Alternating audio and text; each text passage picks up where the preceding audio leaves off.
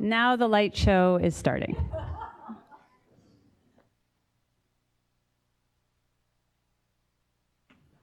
All right, so good to see everyone. I think the live stream is now working. Is that right? Is that better? Yep. Great.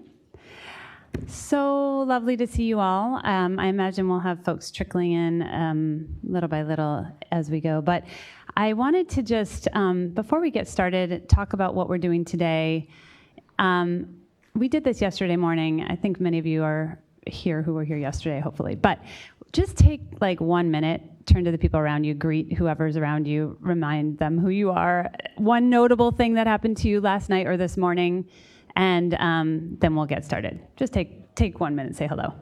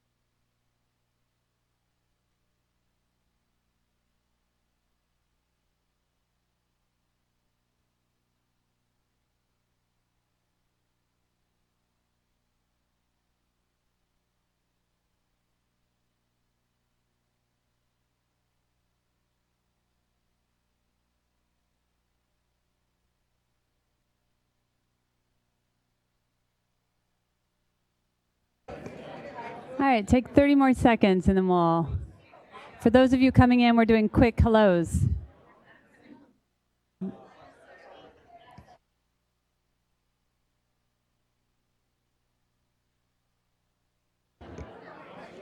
Okay, thanks everyone. I know it's hard to get everyone focused. Thank you so much.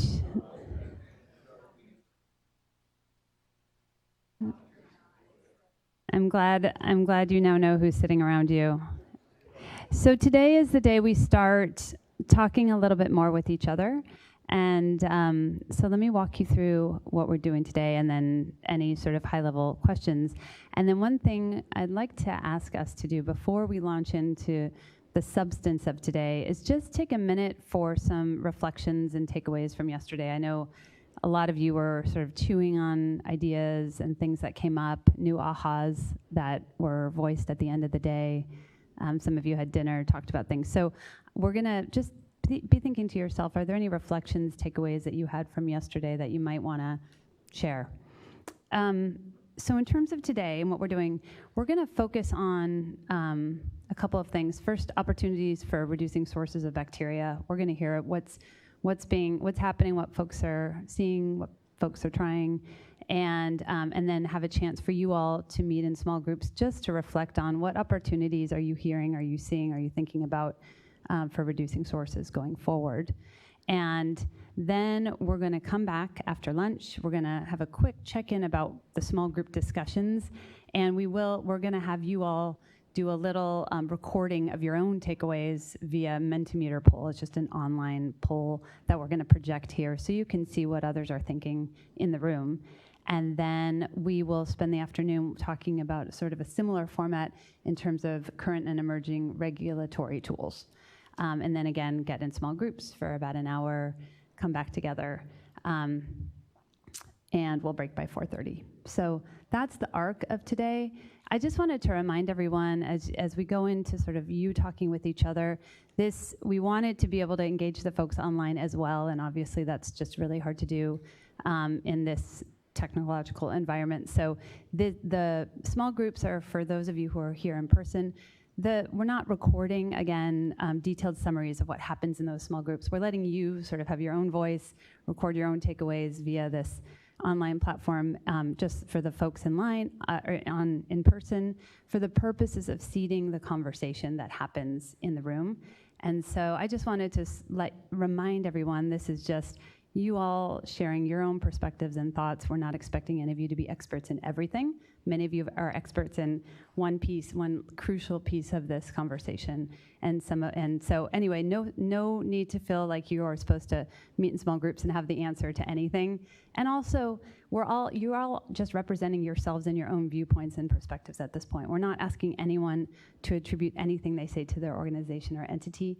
And we're not going to attribute anything in any sort of summary or anything that comes out of this. Everything is anonymous, everything is non-attributed. So please just know it's like John's EPA rule. Nothing that any of you say is going to be or should be attributed to your organization, it's just you. So with that, just to give everyone a sense of expectations. So that's the arc of today. Any questions or anything I missed about the agenda, format, planning team? Okay. Before we start, just quick reflections from yesterday. A lot was shared in terms of science, research, emerging thinking.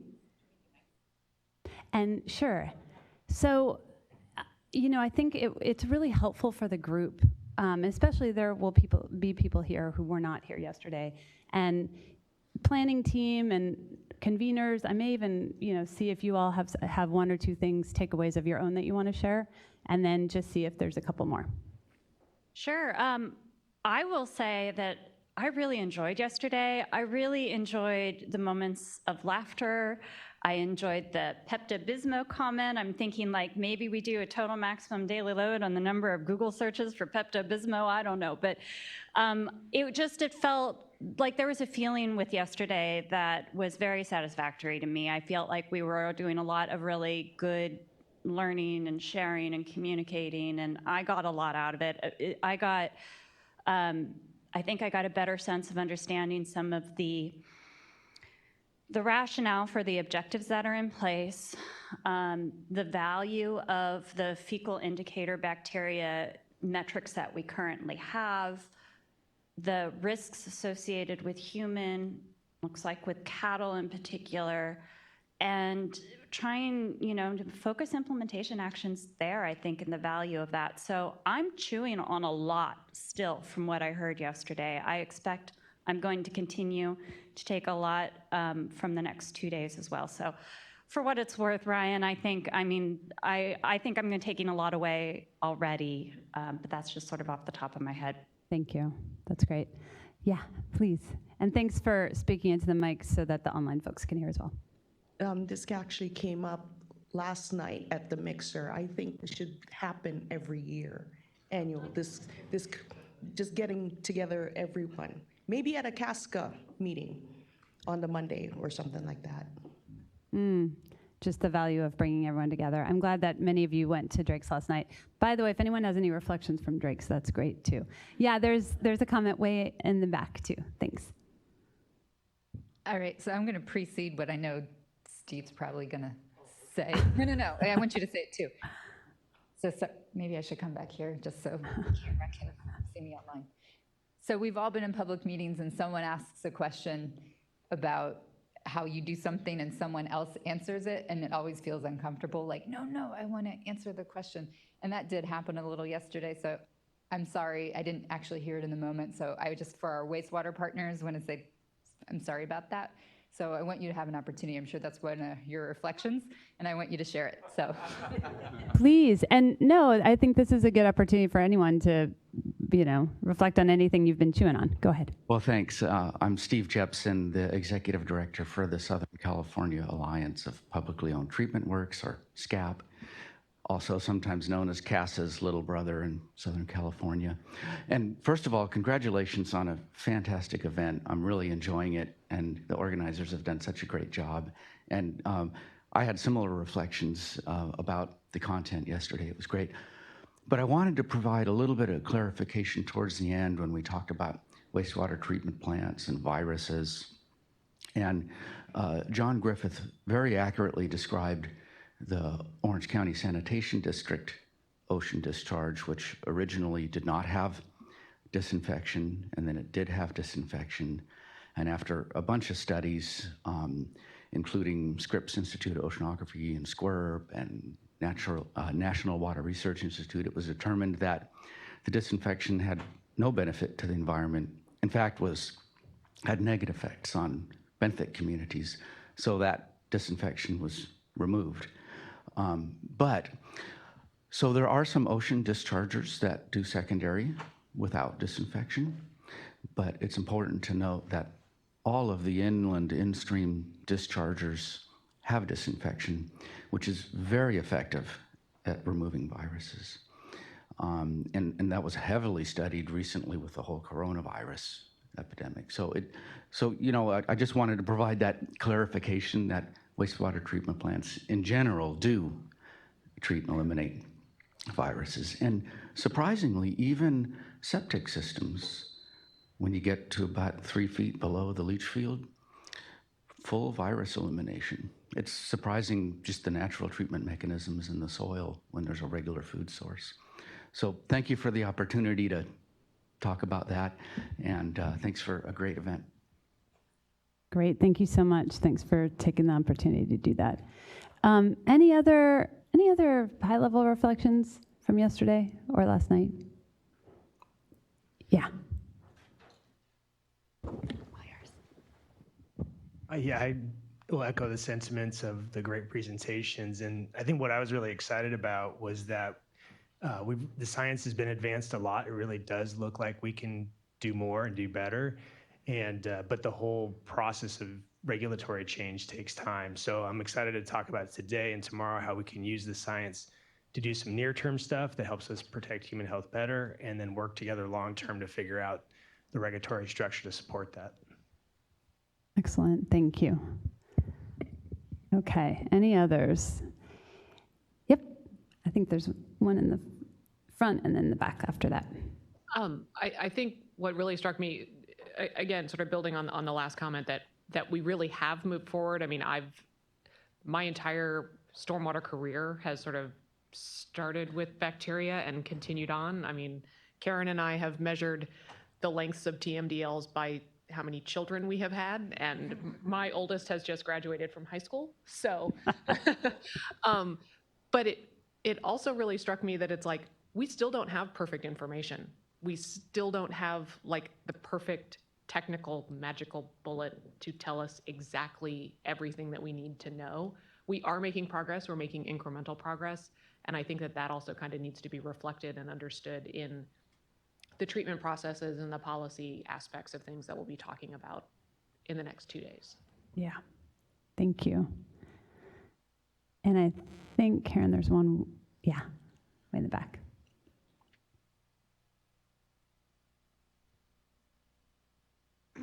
And thanks, Karen, for putting this on, and fantastic event. I guess the one thing through the mixer that I thought was really interesting was the cost per acre foot at about $1 million on some of the projects that you guys are looking at.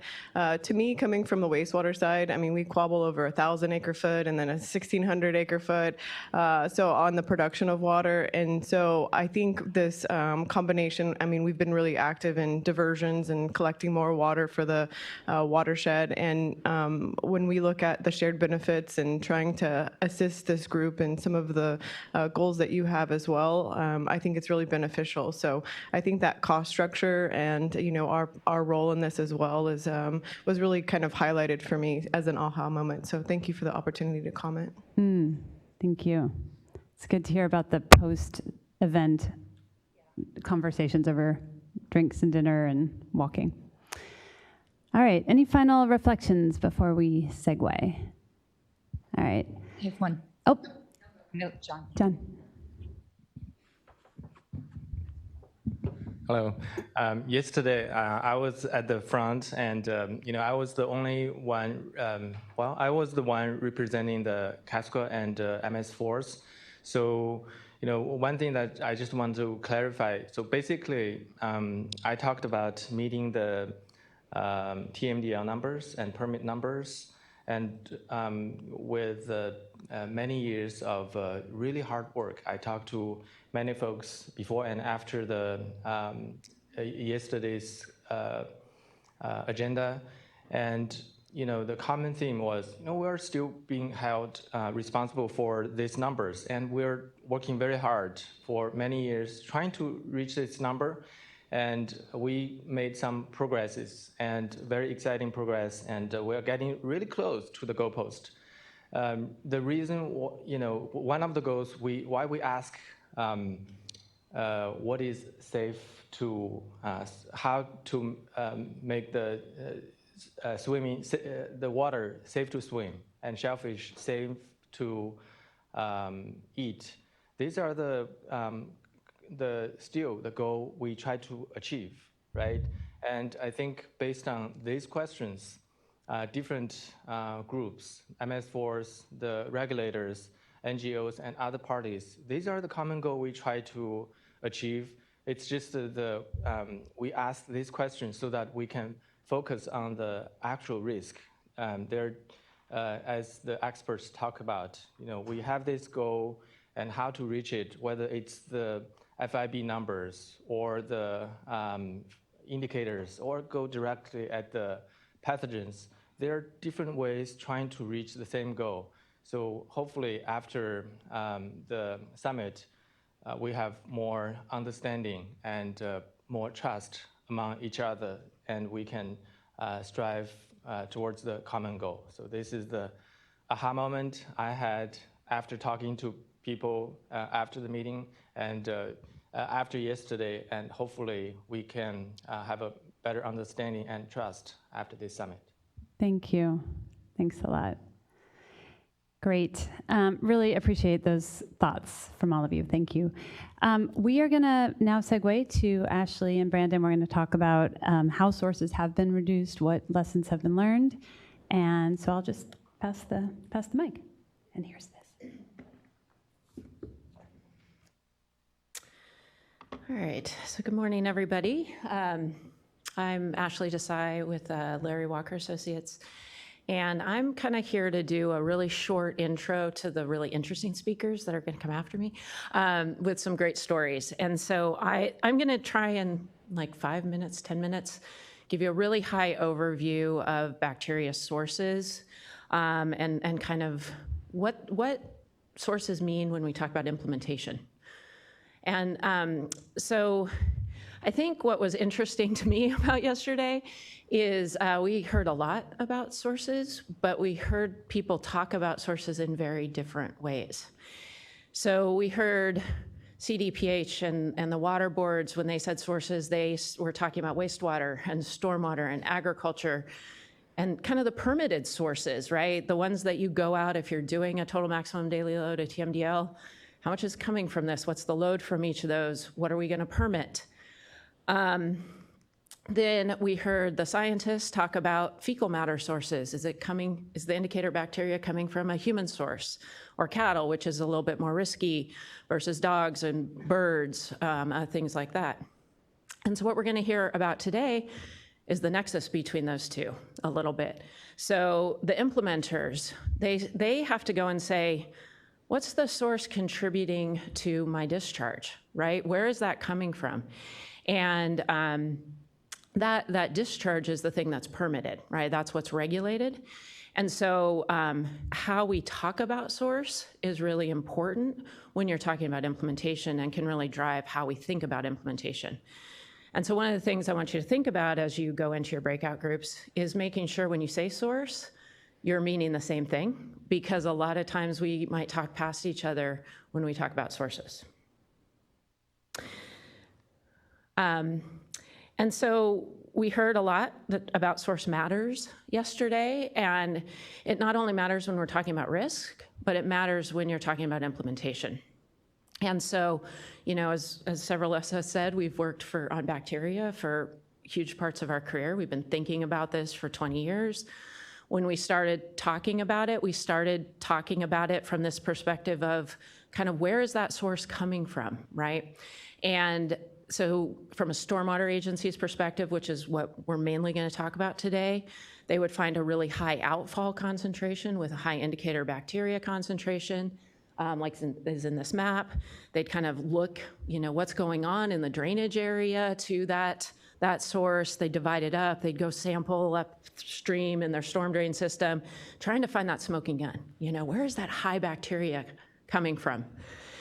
And on occasion it works, right? Mainly during dry weather, but wet weather, it's everywhere, right? It's really challenging, and it's really challenging to do that kind of study. So they started thinking about this, like, how do we think about source a little bit more? And so then people started doing, what's the source of the indicator bacteria? Where is it coming from? Is it coming from humans? Is it coming from dogs? We did a whole bunch of those studies. We found out where it was coming from, but what do you do with that information, right? Okay, yay, I know that I have, like Heather said, I have raccoons. What do I do, right? That doesn't help necessarily get us all the way to implementation. And at the end of the day, they got to go back to that first question, because from a permitted perspective, you've got to deal with all those sources, right?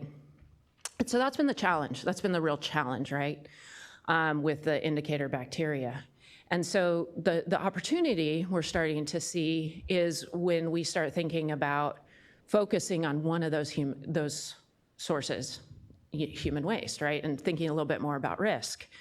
And then you start looking and you start saying, okay, where's those human sources coming from? Is it an RV dumping into my storm drain system? Is it a cross connection between a wastewater treatment system and a storm drain pipe?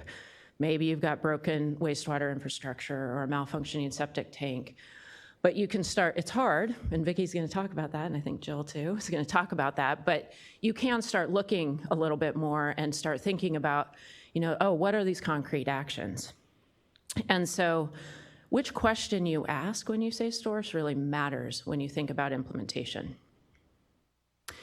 And as I mentioned, there's been all sorts of studies done in California around sources, and there was no way for me in a few minutes to summarize all of them. So just at a really high level, people will also talk about source studies differently as well. And we started with these reference reach studies, really trying to compare what's happening in areas with a human influence as compared to what's going on in a natural area.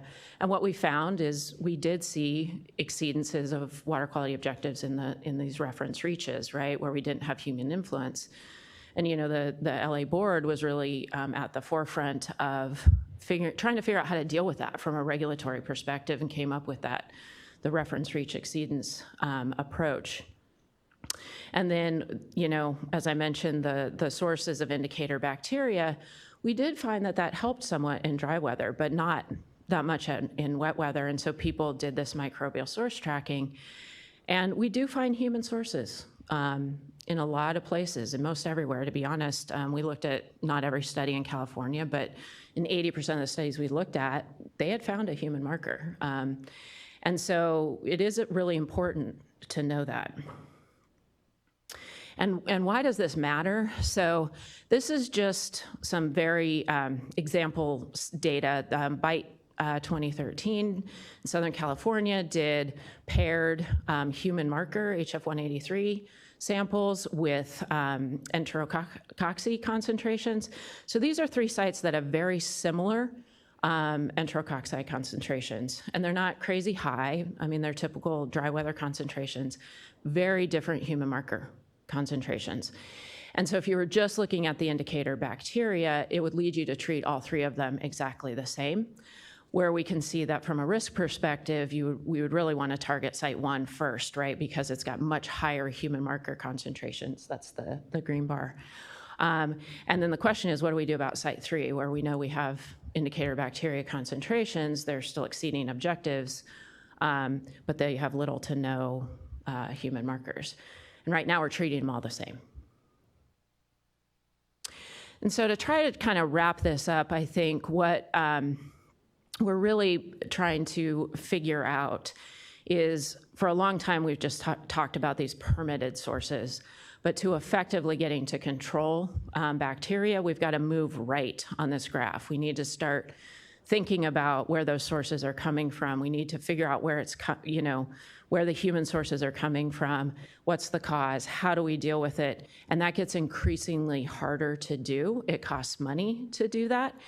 And if we're if we're focused from a compliance perspective on that far left-hand side, it gets hard to justify doing that other work. So how do we incentivize that? Because we really want to be moving towards the right-hand side to focus on addressing the risk. That's what the rest of these folks are going to talk about, is how they're thinking about that. So with that, I'm going to turn it over to, so for my key takeaways, just remember, source can mean different things when you're talking about this with other people. And, it really matters how you talk about it, what it means for implementation. It's important both for risk and for what questions we ask to figure out what to do. And even though we've done a lot of studies, we're still trying to find that link directly to implementation. So with that, I'm going to turn it over to Brandon to talk a little bit more about what we've actually been doing. All right, thanks, Ash. What is that? Oh, I'm Brandon Steets. I'm with Geocentric Consultants in Santa Barbara.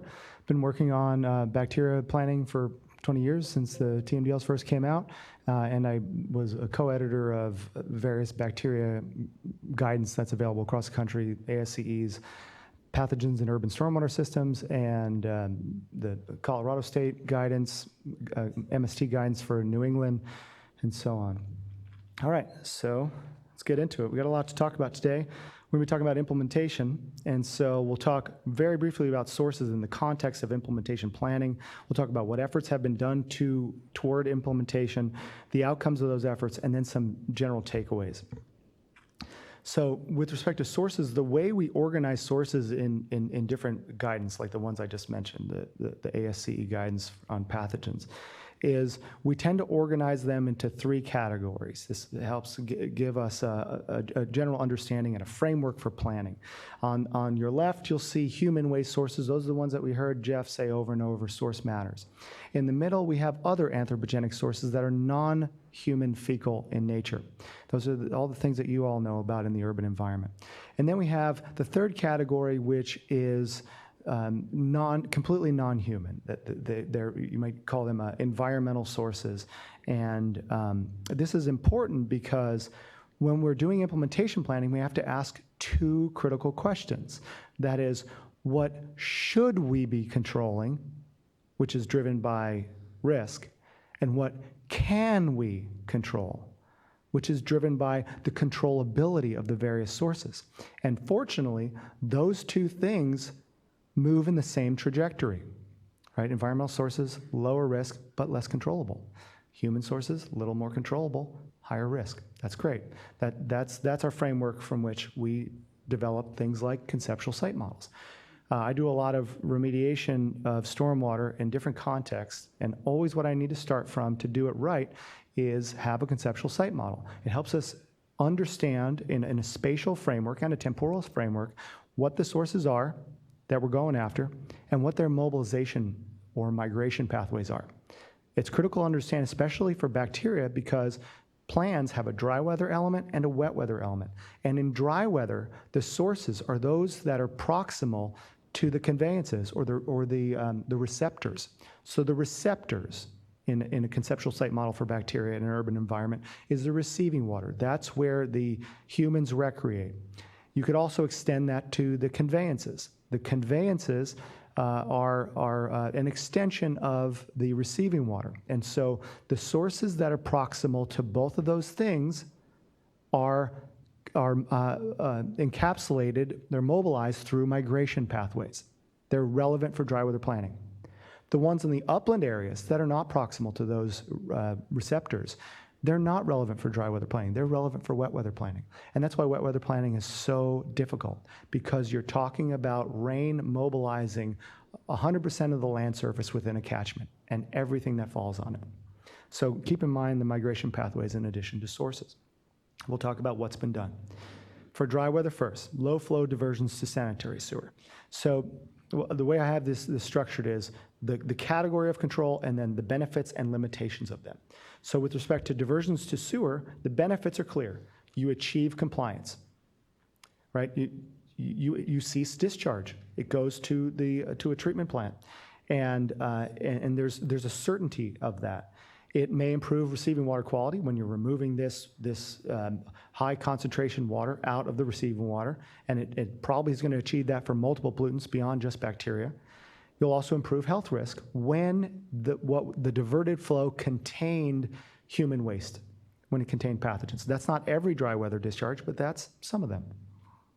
The limitations of this strategy, it's a high cost per diversion. It is not feasible everywhere. So, a lot of what we talk about, like this map here, is showing Santa Monica Bay. There's a minimum of 23 diversions along Santa Monica Bay. And that's pretty doable along a coastline. But if you think about the LA River, you think about hundreds, if not thousands of outfalls. It's a game of whack-a-mole as to which one is flowing on any given day. And so diversions as a general strategy to stop dry weather discharge throughout an inland waterway is a lot more complicated. You also have to worry about easement access, power access, and a lot of things. Those things aren't available everywhere. It has minimal wet weather benefit. In fact, I'd actually take that a little bit further. What I've found is that with low flow diversions, it's a disincentive to do proper illicit discharge detection and elimination. If you're diverting flows to sewer from an MS4, you're not incentivized to sample that dry weather flow, see if it contains human waste, investigate up the network and abate it, because it's out of sight, out of mind. But in wet weather, the diversion's not functioning, and so that discharge is being communicated to the receiving one. There's also environmental impact. There's power, a constant power cost to it, and it prevents natural flows where you have groundwater that you're diverting. That's in many cases, we all know we need in-stream flows to maintain proper in-stream fauna. Okay, low flow treatment and habitat, not just fauna, but low flow treatment. So this is basically the same thing, but you disinfect at an outfall. This is where usually you do this because it's a little bit more cost than diversion. It's where you couldn't divert. Benefits are similar. You're compliant because you meet standards at the discharge point. You improve water quality in the receiving water. You improve health risk where you treated flow that contained human waste and pathogens. The limitations, it's even higher costs than diversion typically. It requires pre-treatment, so it's a treatment train kind of operation. It's not feasible everywhere. You have to have easements, power, and because you have more above ground infrastructure, you have vandalism risks that you have to control for. You have that same minimal wet weather benefit, in fact, a disincentive to do proper IDDE, and you have the environmental impact. You're not taking the water out of the stream, but you're sterilizing sometimes natural flows. Okay, green infrastructure and stormwater capture. This is, when you hear about dollar amounts being spent especially in the LA and San Diego regions, these big numbers, it's in this category. And the benefits are, it helps you with interim compliance during the compliance schedule of the TMDL. You get that because modeling was performed that showed that if you implement this, we achieve this outcome with respect to bacteria. That's in model space. That's theoretically. Whether that happens in the real world is much less certain. The projects are often multi-benefit, sometimes cited in disadvantaged communities, so there's other benefits as well. Limitations, there's a high cost, right? I've seen numbers that are over 20 billion, I'm being safe here, saying over 15 billion when you add it up. That's anyone will tell you that's beyond the available funding, that's been amassed if you add up general funds and grants and bond measures and everything. What it does is it reduces volumes and loads of bacteria, but it possibly doesn't reduce bacteria concentrations. And I always get kind of eyebrows raised at this. And I've done a lot of the reasonable assurance analysis modeling. This is true because if you just imagine conceptually a 100-acre watershed, and let's say you retrofit 50% of it, that's a massive scale by any definition. I can't think of an urban watershed where they're going to infiltrate half of all the runoff from that area, but let's just say you could. You still have half, so half of it's hydrologically disconnected. You still have half at the same concentration discharging to the receiving water. The concentration at your outfall, your compliance point, is no longer, is unchanged. It's still above the standards. And so it's really unknown if it's going to if this strategy will achieve bacteria objectives in the receiving water. I would call it a hypothesis that is undergoing testing. We're doing a natural experiment on green infrastructure. We'll see if it works. It's also not designed for human waste or pathogen reduction. People need to understand Green infrastructure, let's start with green streets. That's where most of the money is in a category of, a subcategory of green infrastructure. Green streets take surface runoff from downspouts and gutters and streets, sidewalks, and it routes it into an infiltration or a filtration device. That didn't have a chance to get contamination with the below-ground infrastructure that we often talk about, like sewer exfiltration and illicit connections and things like that. So it's really not built to capture all pathogen sources. It's just a means of getting water in the ground. Also, siting. What was our basis for citing green infrastructure and all these reasonable assurance analyses that we did? Well, it's based on opportunity, where there's publicly owned parcels that have infiltrative soils that are proximal to storm drains. That was our basis. And it wasn't based on where pathogens are located or human waste are located. If we did, we'd probably locate them differently. Maybe we'd put them downstream of Skid Row or a tent city where we expect more pathogen loading. So it wasn't built for that. Human waste control strategy. So this is a different strategy. This is a strategy of source control. This is like in South Orange County, where it's called a human waste source reduction strategy. And the benefits are that you control pollutants at the source, which is kind of like the typically preferred, in general, stormwater strategy when you can do it. It may improve receiving water quality for multiple pollutants that are associated with human waste, designed to reduce health risk by definition. That's what it's built to do. And it's going to be a lower cost because it's source control. It's more surgical. The limitations, though, it's probably not going to do much for bacteria, if we're all honest. Yes, some bacteria are from human waste sources, but generally in the urban environment, that's a very small fraction of it. I know that because we can't, as Jeff brought up yesterday, we can't measure percent from. We don't have the perfect pie chart, at least the science doesn't have that yet, but we do correlations between the two, and in almost every MST study I've been involved with, we do not have correlations, especially in wet weather flow, between HF183 and the indicators. So it doesn't reduce bacteria. So what does that mean? Bacteria is our compliance target. That means compliance outcomes are uncertain. It may require regulatory modification. If you don't have that, then you might need both. You might still need structural controls.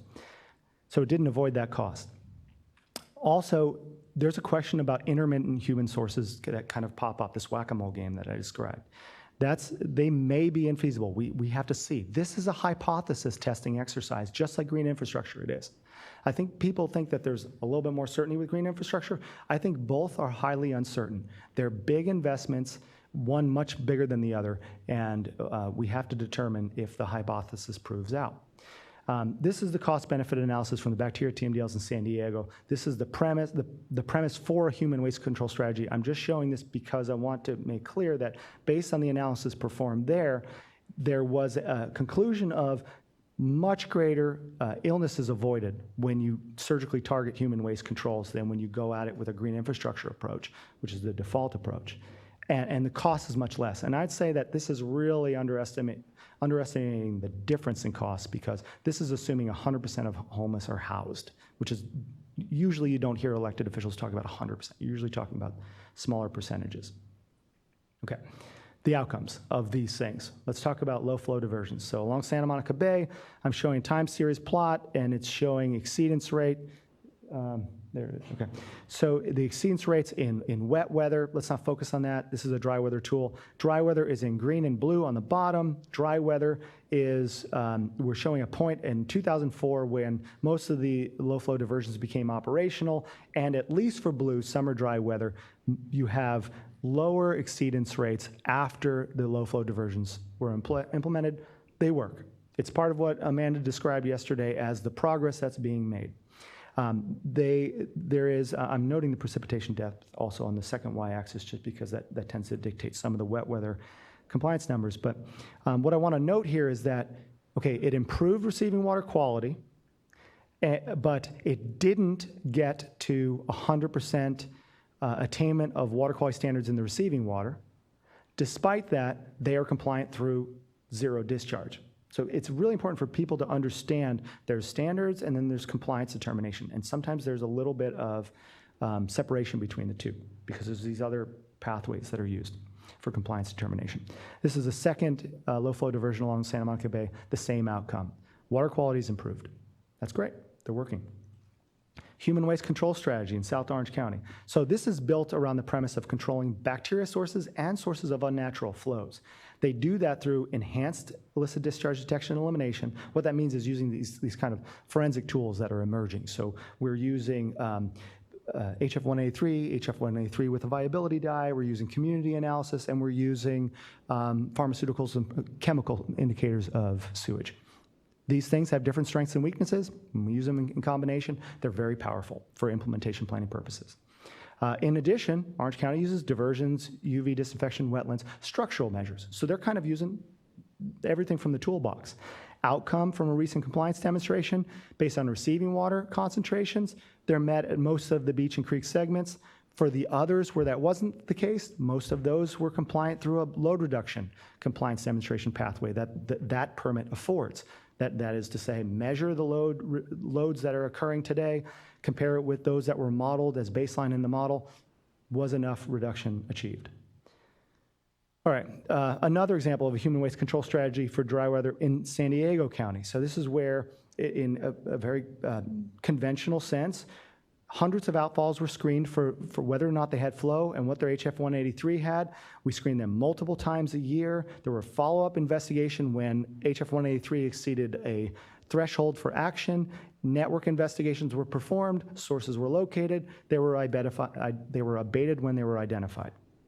As a result, you have this really nice tracking tool. Quantitatively, you're tracking year to year to year how the whole system is performing with respect to bacteria and risk. And so if you look at the bottom right pie chart, a tool as simple as this, what it allows you to do is to say, well, in gray, that whole part of the pie, that's not discharging. Those ones are compliant through no discharge pathway. The blue, those are the second biggest pie slice. Those are all the flowing outfalls that had non-detect for HF183. And now we can debate what is the right number to have in the standard as your threshold for what is worrisome or not. But starting with just those two pie slices, you come to a conclusion that you can track over time that shows, look, there's a lot of outfalls that are doing just fine. Let's focus our efforts on those that are the remaining pie slices. Okay, everything I've talked about is dry weather. What's working for wet weather? Again, we don't know. We got two hypotheses that we're testing. I would anticipate load reductions from the stormwater capture projects because that's what they're built to do. They're built for volume and load of bacteria. But meeting the bacteria concentration-based objectives is going to be challenging because not all storms can be captured everywhere. That's what I explained earlier with the watershed example.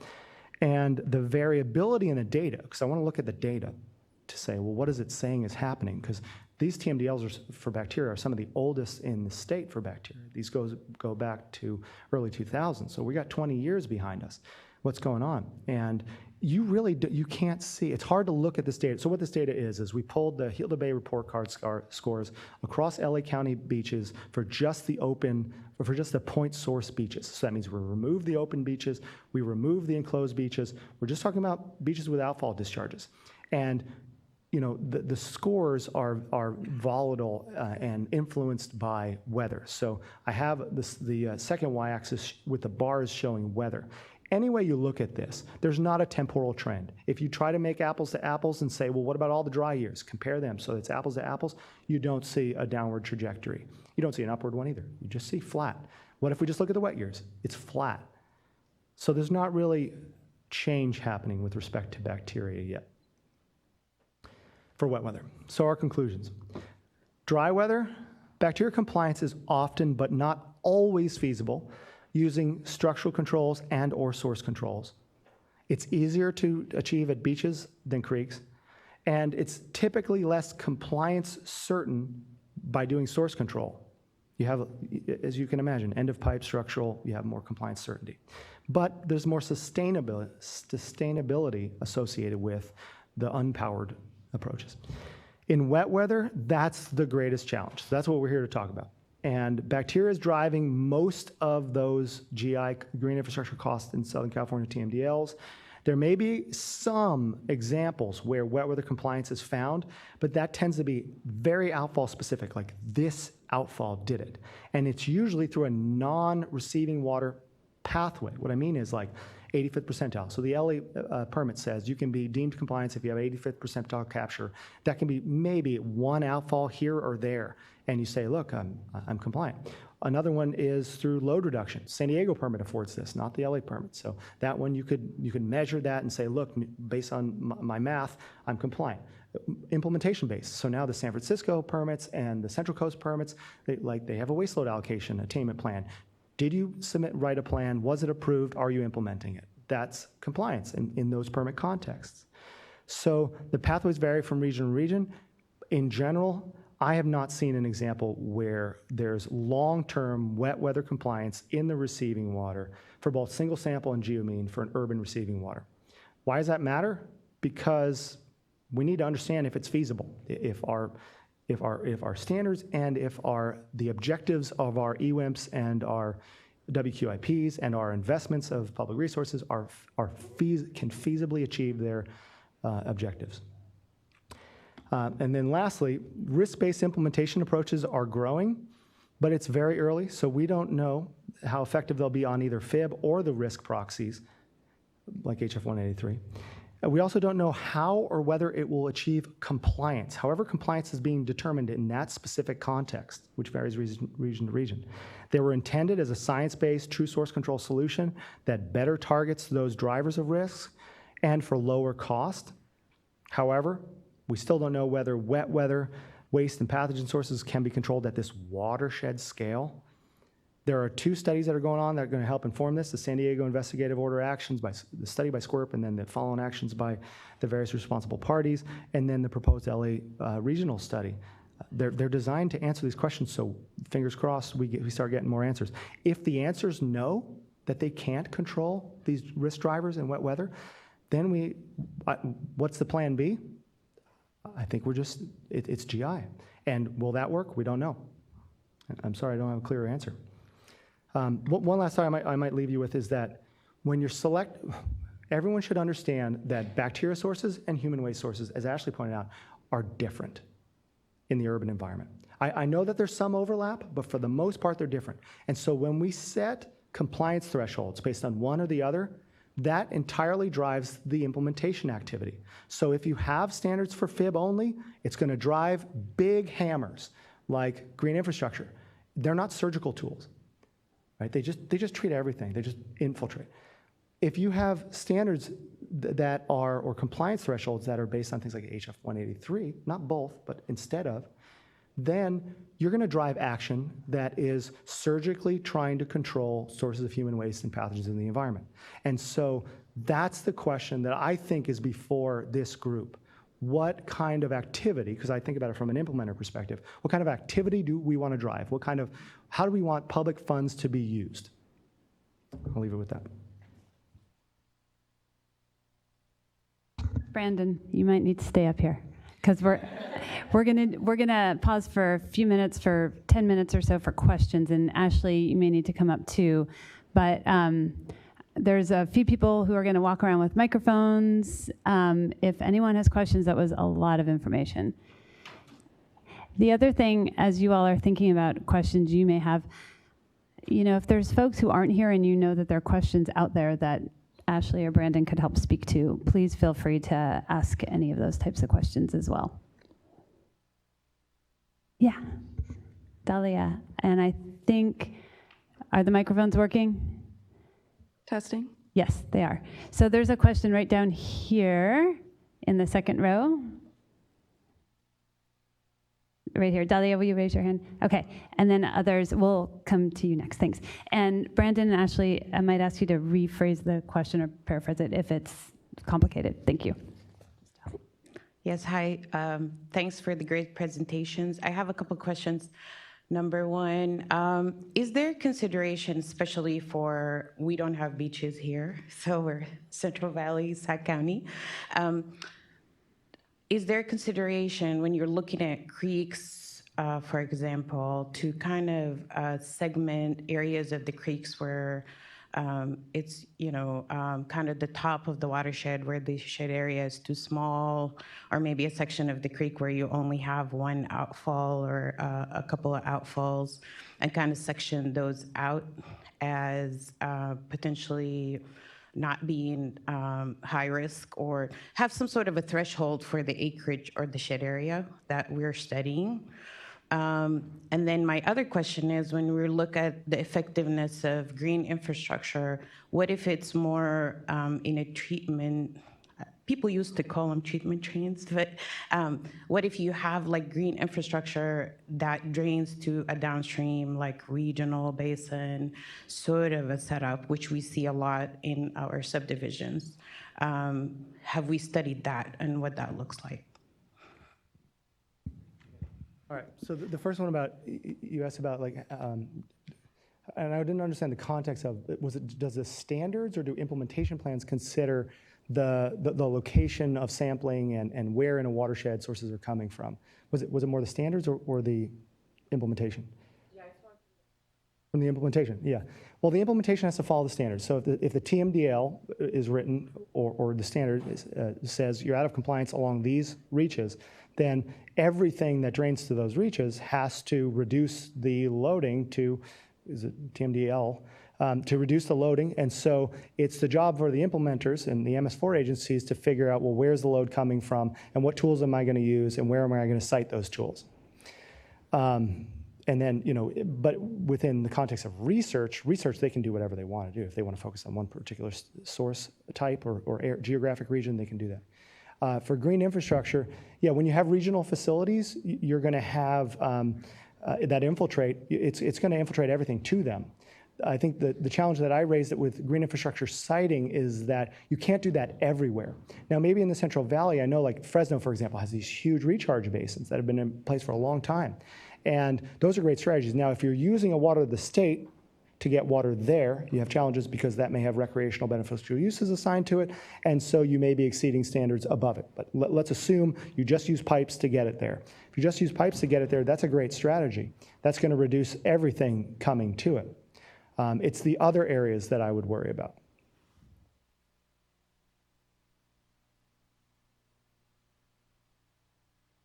Back there, and then we'll come down here. Okay, thank you. I had a question, I guess, first of all, looking at Ashley's slide about bacteria sources, and the focus is really on permitted sources. And I was just thinking, I guess, beyond that, where it's a bacteria summit, so thinking about what the impairment is in the, the river or ocean, if we, think about the sources contributing to a discharge versus the sources contributing to the impairment itself. And I'm thinking about it in the context of up here where Central Valley, where we don't have that many TMDLs in place right now, and there are, sometimes, sources right along the waterways that aren't MS4 sources, and kind of just how that paradigm, I guess, fits into kind of that way of thinking. And then, and then in Brendan's, focus on compliance, but then, if there isn't a compliance kind of endpoint yet with a TMDL, how do we, think from the impairment standpoint with, all of the other sources out there? Yeah, no, that's a really good point. Like when you start talking about TMDLs, it is looking at the full range of sources. So it would include kind of if there's a natural source or there's along the waterway source. I mean, you do that whole concept, but it's very focused on the indicator bacteria loads, right? And so, I didn't dig into that as much, but it's definitely part of it. And so I think to answer kind of your second question about the what's the compliance endpoint, I mean, I think you're going to hear from a couple people next, one of which has a TMDL compliance point and one that doesn't, right? And what that means for people, I think is, you don't have as much of a driver, that you do have a stormwater permit. It might not have a TMDL in it, and it does say you have to meet receiving water limitations, right? So that's your driver. It may not be a TMDL, and that is the water quality objective. But you might have more opportunities, I think, if you don't have a TMDL with a specific TMDL deadline, potentially. Kind of depends on your situation.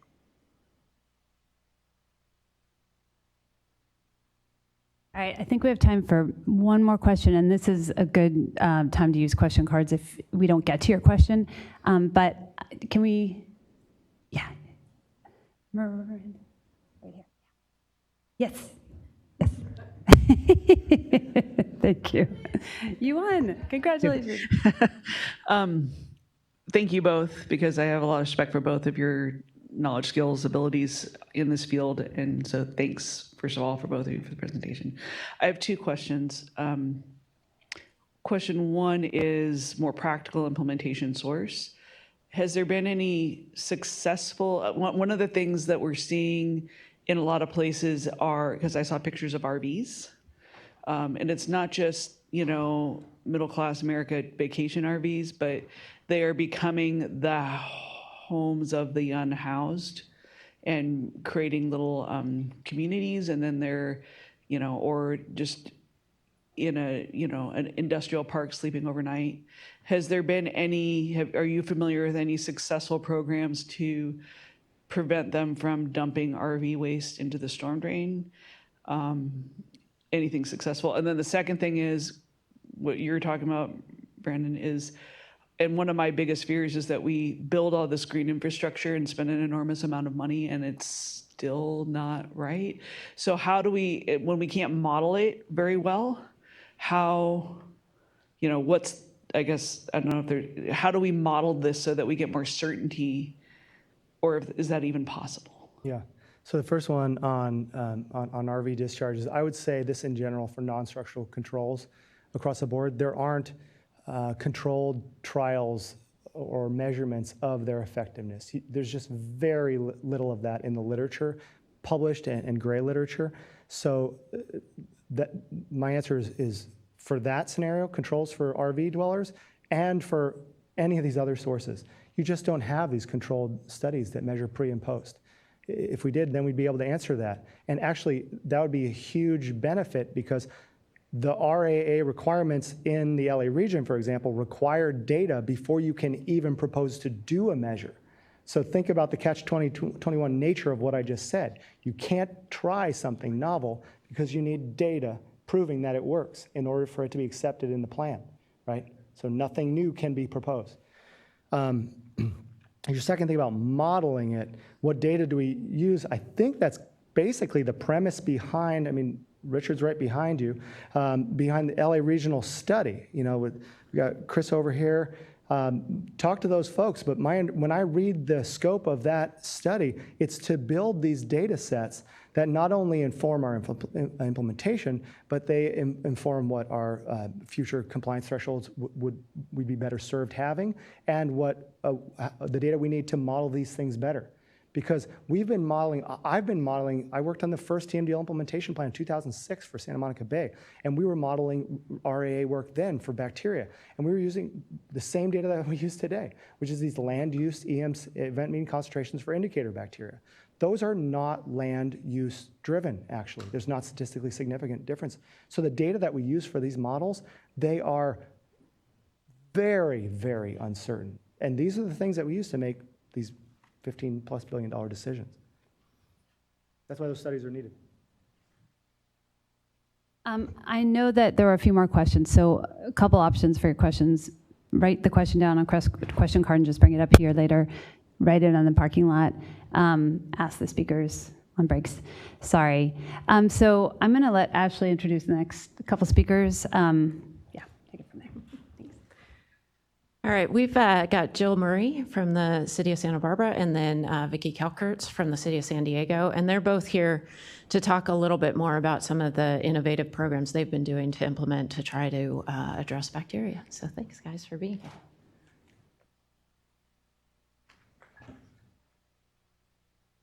Oh, is Vicki first? Am I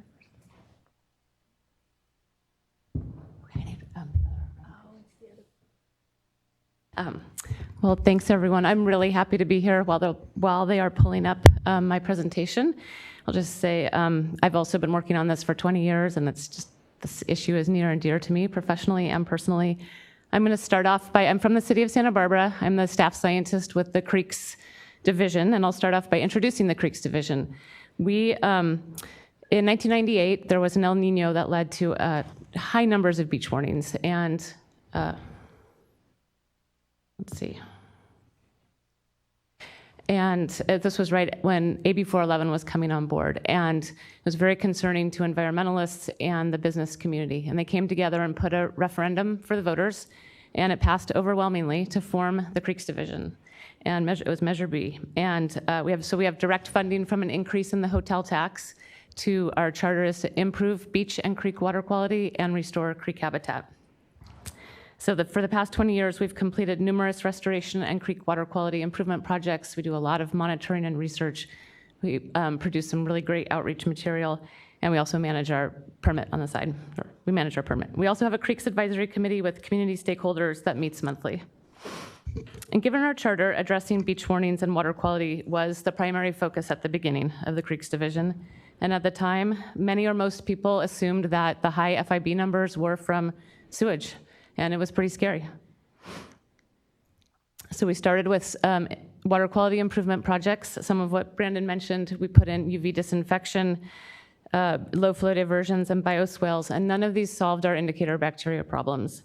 For the UV disinfection, we treated the entire storm drain discharge, and our indicator bacteria were back up to background levels within 200 feet. For our low flow diversions, we are restoring creek habitat. We want that water in the creeks. The bioswales didn't work during storms because of the short contact times. And for those who are new to the history of all this, a lot of this was funded by the Clean Beaches Initiative, which had money from Props 40, 50, and 84, and was managed by the Clean Beaches Task Force through the State Water Board. So we then sought to understand more about the FIB. What animal sources are they coming from, and what is the risk? Are they truly indicative of untreated sewage reaching the beach? And in 2003, we started microbial source tracking, and I emphasize the source. Whoops, wait. Excuse me. So we started working with Dr. Patricia Holden at UCSB, and it started a very productive collaboration. And we were looking then for the sources of the FIB. And this was the time of the molecular revolution that was sweeping a lot of fields of science. I came from oceanography, and it was sweeping oceanography. We learned so much so quickly. So we were able to test for the human waste marker in storm drains. At that point, methods were in development and not necessarily quantitative. We didn't expect to find it in storm drains, and the results were sobering. We did find human waste marker in some storm drains, and we didn't find it in some places where we put in the water quality improvement projects. And furthermore, FIB did not correlate with the human waste marker. So at that point, we pushed pause. What are we doing here? And we decided to focus on human waste. And the epidemiology wasn't yet there, but I think there were hints of it coming.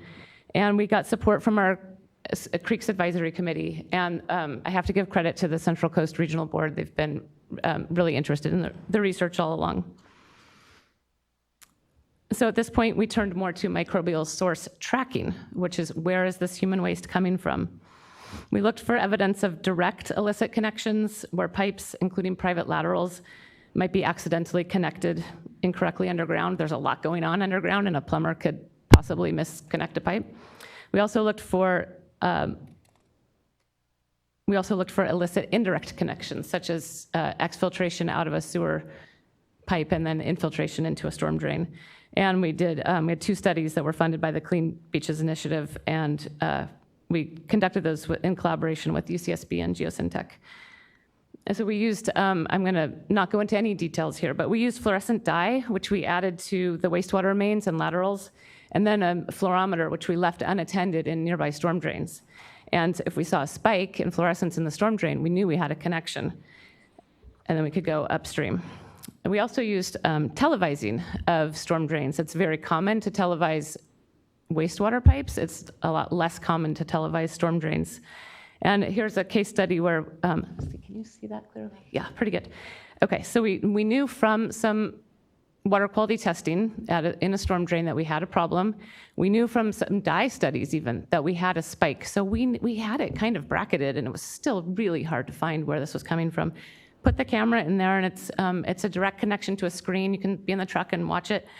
And we could all of a sudden see water coming in the side. And we went over to the catch basin. Catch basin's dry. Where's this water coming from? And It was really cool because they could just lift the camera up on the scissor jack. I had no idea. And we could peer into that side drain. And then you can see in the bottom right, there was actually water coming in the ring around that, the joint in that storm drain. Then we could put dye in the nearby sewer pipe, and we could see it come into that pipe. And as soon as we can see that, our wastewater crew is there fixing things, within 24 hours. That's human waste reduction. And that's untreated sewage that was getting in for, who knows how long. And after finding a few similar cases in which wastewater lines crossed above storm drains, and that's where the connection was made, we used GIS tools to look for everywhere in the city where that could be a potential hotspot. And then we used the dye studies and the televising to go look at all of those areas. We didn't find new places. I think we had already found the obvious ones, but it helped us rule out a lot of potential hotspots. The most fun that we've had along the way is when we had the world's only sewage sniffing dogs come to Santa Barbara, and RIP Sable. Sable passed away this year, but this was really helpful in ruling out widespread RV dumping, because we went to every single catch basin or DI over a couple days where any RVs were parked near. So yes, we have some sporadic RV dumping, but it's not happening every day, everywhere, or anywhere close.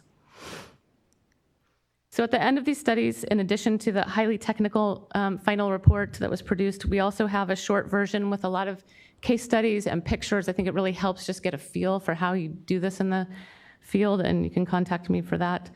On the cover is a photo from another case study. This is Mission Creek Channel, and using some storm drain results and televising, we found that there were two problematic private laterals, but from commercial sites, so serving a lot of businesses, so a fair amount of discharge, as you can see, crossing above the storm drain. It was an old storm drain with a brick roof, and it leaked right through that brick and mortar into the storm drain.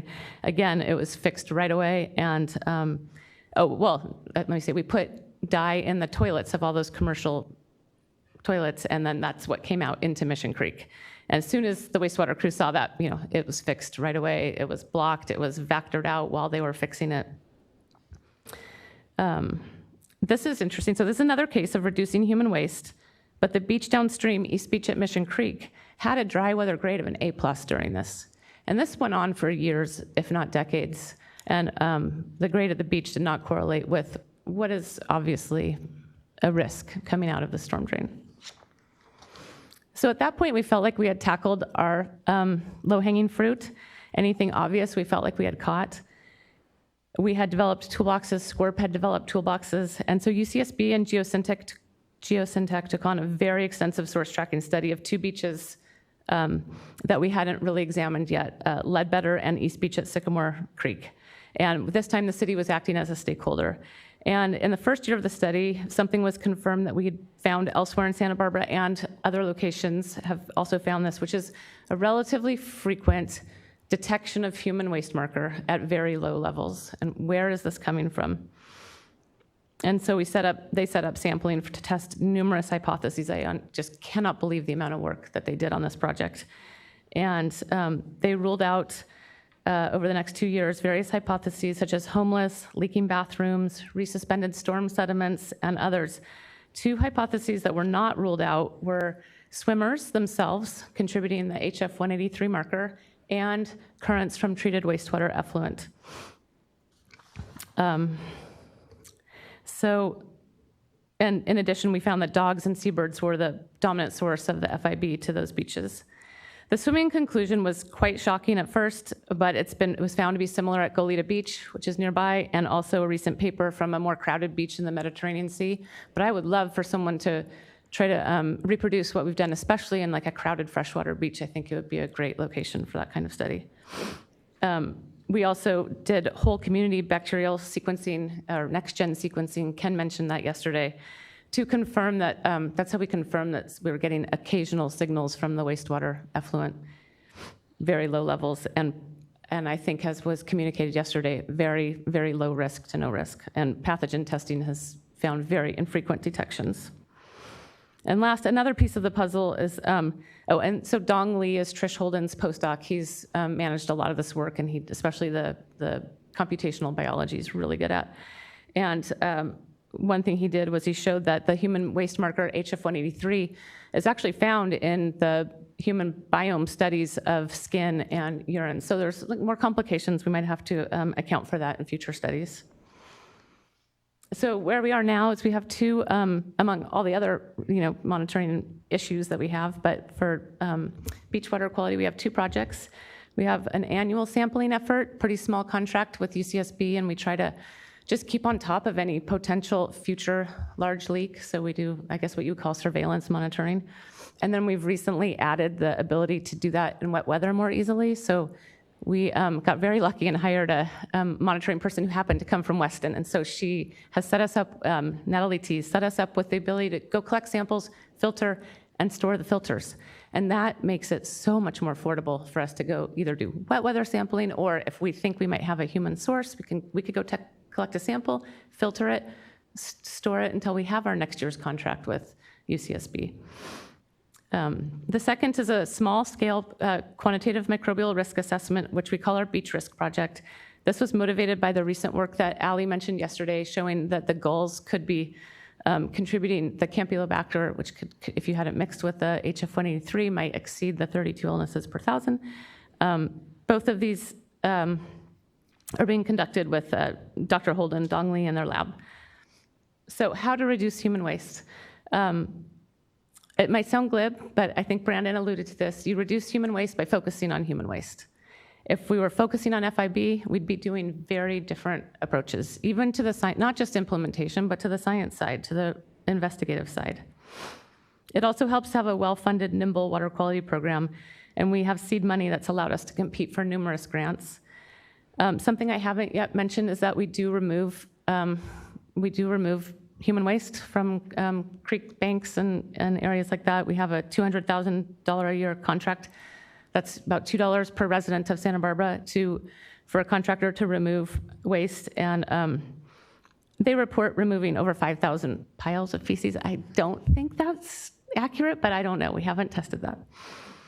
And we also spend about $20,000 a year servicing trash cans and porta potties in key locations. We, as I've mentioned, conduct extensive research, trying to find sources, and we either conduct or participate in the research extensively because we know our beaches and storm drains. And we actually have an amazing storm drain atlas that was created before beach water quality. I don't know why they created it, but it has every storm drain. It's on paper, it's in CAD, it's on GIS. It has flow lines in the gutter, so you can go find the gutter and know exactly what drain that discharge could go to. That's been really helpful. We partner with the best in the world, Geosyntec and UCSB, and we also seek community support, and we're really transparent. And I'm going to give a forum on water quality next week. So with my last couple minutes, I do want to talk a little bit about what it does mean to be safe to swim, because we're asked about this by our community, and we talk to them about it. And the first few years, we would let them know, as we read the EPI studies, we don't perceive extreme health risks. This is important for public health to know. When you have a higher odds ratio, you need to go fix the problem. But for a swimmer, we're not seeing rare diseases, and they're not frequent. But everyone said, but what about surfers, and what about wet weather, and why can't you do an epidemiology study? No, thank you. Luckily, the surfer health study was released just in time. And we read the conclusions that there's higher odds ratio for surfers, which is, as I said, really important. But what does that mean for an individual beachgoer to assess their own risk? And this is really important when thinking about the weekly monitoring and postings. To start with, for every 1,000 surf sessions measured by the study, 984 concluded with a healthy surfer. And I don't know why epidemiologists talk in thousands, but we can switch to percent. 98.4% of the surf sessions ended with a healthy surfer. And of the 1,000, 10 sessions resulted in a surfer that would have been sick anyways, background level. It was about 1%. And 6 sessions would have resulted in a surfer reporting a garden variety illness, GI symptoms, an earache, or sinus trouble. So from an individual risk perspective, the odds are very good and the bad outcomes are mild. And we've communicated that to our residents and our Creeks Advisory Committee and the moms that call me and ask if their kids can go surfing after it rains, and they're relieved. I know that sounds weird, like you can have a risk, an odds ratio that's high, but an actual risk level that's low. And I have some very low-tech Monte Carlo simulators. And this is actually, you can come and play with this in a break. Probability is weird, and it takes a while to gain an intuition. And if you're like just diving into those epi studies for the first time, come and play with some of these. I'll show you. Okay, so we also calculated what the illness rate would be over the course, the excess illness rate for an entire year. Someone surfing, if they went to the beach twice a month, more often in wet weather, their illness rate would be virtually indistinguishable from the background rate, that if they didn't surf at all. And if they surfed twice a week, let's see, if someone surfs twice a week, on average, they'd catch half of a GI bug and 1 extra earache or pain and 1 extra sinus pain or infection over the entire year of their 104 surf sessions. The surfers I know can live with that. In fact, the surfer in our office who surfs the most said, shh, don't tell anyone. And you can contact me if you want some more information about this. Also, let's put swimming and surfing risk in the context of other risks. What are odds ratios for other activities? I've long had so 1.6 to 2, kind of common for ocean studies, maybe higher for some kids. But I've always thought, like, okay, this is anecdotal, but the time when I've been most sick is when my kids were in preschool. And the odds ratio for kids in preschool versus not in preschool, 3.5.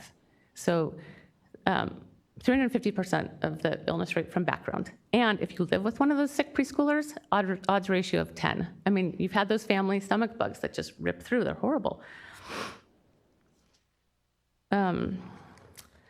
So I want to finish by saying, what are we giving up when we've heard about the money, but from a value side, what are we giving up when we continue to focus on FIB testing and the weekly postings and the messaging to say, don't go in the water 72 hours after it rains? I think we're giving up unbridled joy. And I think that we all need more unbridled joy. As I said, I get numerous questions from people who are afraid to swim or afraid to let their kids swim. And there's a new field of research. It's called blue space and the benefit of blue space. We know we've all seen the benefits of green space on mental health, even cognitive ability in school kids, but now there are studies on blue space and wild swimming. So we'll have some numbers soon. And the impact of this really hit home for me when I saw what's happened at Will Rogers State Beach. And I know that this is done because of those odds ratios, right? But the Will Rogers State Beach had a creek and had an estuary, and I played in it. And this was where I had many days of unbridled joy as a kid. And it is now a low-flow diversion. I don't think there's much ecological health going on in this scour pond, and swimming is banned. And when people see those signs, they get scared. And I don't think the weekly monitoring and messaging affects most people's weekly decisions. I think it just gives them a kind of a general fear of swimming. And my final slide is, what is the environmental justice impact of that? We have a free activity. It's soul nourishing. It's where people can have their families gather lifelong memories, and we're creating fear of that. I was just at Refugio Beach, and I was paddling off the beach in my kayak, and a teen who looked really nervous, kind of tiptoeing around. He's like, "Hey, are there any sharks out here?" And I was like, "No, you're good." And he just screamed and jumped in the water. And messaging is really important. And I'll finish with that.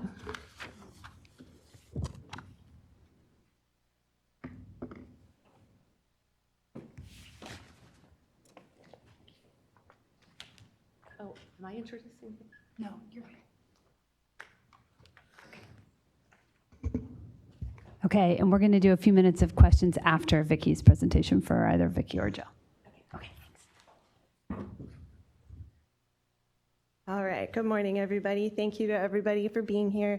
And I wanted to say thanks to the previous presenters. They really helped set up my presentation here quite a bit. So again, I'm Vicki Kalkers from the City of San Diego Stormwater Department, and I'm here to talk about how we've been tackling what we believe are the highest risk human sources of bacteria. So I'm going to talk a little bit today about our science-based approach to water quality protection, our adaptive management process, and the challenges we have come across so far. First, I'm going to take just a second to toot our horn a little bit. I just wanted to talk about our department and just how we really do take an innovative approach to these difficult stormwater issues. We have our little goals wheel there that lists all of our goals, but really ultimately our main goal is to protect our communities. And that's protecting people from not from swimming, so they can swim, and also protect them from flooding. And so we do that in a lot of different ways. One of the more recent ways that we've been doing that is with one of our fun acronyms we call the WAMP, which is our Watershed Asset Management Plan, our Water Quality Improvement Plan, and all the other plans that we work on. And they have helped us really identify what are the things that we need to do, what are the things that we have, what are the programmatic and the infrastructure assets that we have, and what do we need to make the improvements that we need to protect our communities. And through that process, we realized we need a lot more money than what we have, which I think everybody else is having that issue as well. So one of the things I really wanted to toot our horn about right now is we have just finalized this week. If you've been watching the San Diego news, you may have seen, we just signed a $733 million loan from the federal government to help us handle some of these issues. It's a programmatic loan, which is one of the first ones in the country. So it's not just like for one big program, it's for one big project, it's for our entire program. So it's a really new, innovative thing, and one way we're going to be able to tackle some of these issues. Of course, we're still going to need more funding, but over the next 5 years, we're going to have some relief from that.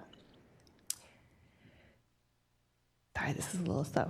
Okay, so we do have a really science-based approach to everything that we do. We truly do believe that we have to know exactly what our problem is and how to attack it in order to actually protect our communities. We can't just throw all of these like very limited resources that we have on things. We have to understand what the problem is, not just try to meet an arbitrary standards. We have to understand what it is and how it's affecting our community and how we can protect them. So when it comes to bacteria, we've spent, just like everyone else has been saying, the last 20 years, for me only about the last 9, but on these issues. And so we have spent a lot of time and money on these studies. These are just a few of the both city-based and also regional projects that we have worked on. And these are just some of the money that we spent, and I just realized I forgot to update one of the amounts. The San Diego River IO was a little bit more than that. It was actually $5.2 million. So I'll fix that later, but just keep that in mind. And some of these are regional costs, some of these are costs of our own, but we really do feel that this money was well spent and that we do believe in the investment that we're making so that we can make sure we have the right science and we're asking the right questions so we can protect our communities appropriately. So I'm not going to go through all these. I know we talked about science a lot yesterday, and I think the big takeaway is that we know sources matter, and we definitely agree with that. So really quickly, I am going to actually show, I have one of Jeff Solar's little figures over here on the right, showing a couple of the key takeaways of these studies from over the years that really helped us realize, you know what, we've really got to focus on these human sources because they're the biggest risk to our communities. So above that line there, the only thing you really need to know, as we've talked a lot about yesterday, is that a couple of the biggest risks to humans is human waste and waste from cattle. And while we don't really have a lot of cattle in San Diego, but we do have a heck of a lot of humans, so we figured we should really be focusing on that. And then this was from the cost-benefit analysis. I know Brandon mentioned this a little bit earlier, and pardon me, it really does show that the most cost-effective way to protect people and protect our human health is to attack those human sources. So one of the studies that we've also heard a lot about was the Surfer Health Study. And throughout that process, there was some monitoring done that was in the San Diego River that was really eye-opening for us. I really like this figure. It's very simple, but you can see this is the San Diego River. The tippy top there is sort of the upper watershed. The bottom is the ocean. Within the blue square there is the city of San Diego. And then those dots are showing us concentrations of HF183. So of course we saw this one at one of our outfalls, and we were pretty alarmed and thought, oh my gosh, we have got to figure this out. What is going on here? Where is this coming from? And how can we address it? So we really started using our adaptive management process to figure out where do we do next. So first thing we looked at our traditional methods for human source control and other pollutant controls. Again, we're not ignoring any of the other pollutants, any other types of bacteria, but this is really what we were focusing on, and we realized none of these are really going to help us get to the human sources. We have inspections and code enforcement, monitoring, drain cleaning, street sweeping, structural. I know Brandon did a really good job of explaining how a lot of the structural BMPs really aren't going to be able to address this. Plus, with an immediate issue like what we had at the Marina location, there's no way that that was going to be able to address that. So what we realized we needed to do was put together an interdisciplinary team, multi-department, and multi-section within our department to attack this. We affectionately called it the Tiger Team. A lot of you might know Ruth Cole, but it was her idea to call it that. It made it kind of fun to do it that way. So what we did is we put this team together and started implementing our adaptive management and the source identification tools. So we had to get a lot of these people together, both within our department and without, as I mentioned. So in our stormwater monitoring sections, we got our code enforcement, our monitoring teams, our stormwater O&M teams, the ones that clean and repair the drains. Public utilities was really important in this because they really are the ones that are the experts in human waste. We really aren't. We're the experts in stormwater, so we needed their help to help figure out where this might be coming from. Also had some of our other departments on call. We had our environmental services, development services, real estate assets, other people. We needed everybody on deck to try to figure out how to handle this. So we had looked also at all the tools that we had. We have our GIS analysis, virtual surveys, our normal investigative tools, water quality testing, flow monitoring, all of those things. We had to gather all those things together before we could tackle it. So this is the timeline for this particular location that I was talking about, the Marina Boulevard. This is the first time we had done something like this. Pardon me. So we had to put together a work plan, and so that was a little bit slow getting going at first. But this location ended up being pretty quick and easy to find. I'll show you in just a moment with some photos. But what we ended up doing was doing some of the testing. I know a lot of other people had talked about this as well. So you do this sort of bracketing where you look at your storm drain and you do some testing here at the different branches so you can figure out and pinpoint your location so you're not just looking everywhere. So we did that and were able to find it pretty quickly with some visual observations. Turned out to be a local fast food restaurant that had a broken lateral that had actually created a small sinkhole right next to it, and it was overflowing right into our storm drain and causing all those exceedances. So then we did our normal code enforcement process. We did the corrective actions, fixed the drain, and then we cleaned the storm drain from the location of the restaurant all the way to the outfall. And we cleaned it well. We steam cleaned it, and it was actually quite the feat. We had to do it in the middle of the night, and it was a very busy location, so it was quite an interesting feat. Excuse me. So then we had to go on and do some after sampling just to make sure that we had gotten to the correct source. So here's those photos I was talking about. The one right in the middle there, you can kind of see the little sinkhole, and then the drain is right next to it and the broken lateral. Okay, so this chart here shows the before and after monitoring, and I think this one is really going to help you guys see some of the issues and the problems we have with the FIB standards. So you can see that yellow line right there, that's the HF 183, and you see it's very high right before the corrective actions, as well as the FIB. Corrective action there, and then HF 183 goes down to 0, non-detect for weeks afterwards. But the FIB just pops right back up. And we're not quite sure. We assume that was from regrowth or something else, but you can see we eliminated the highest risk to those swimmers down at the beach just downstream from that location, but we weren't able to eliminate the FIB. So just kind of keep that in mind as we move forward here.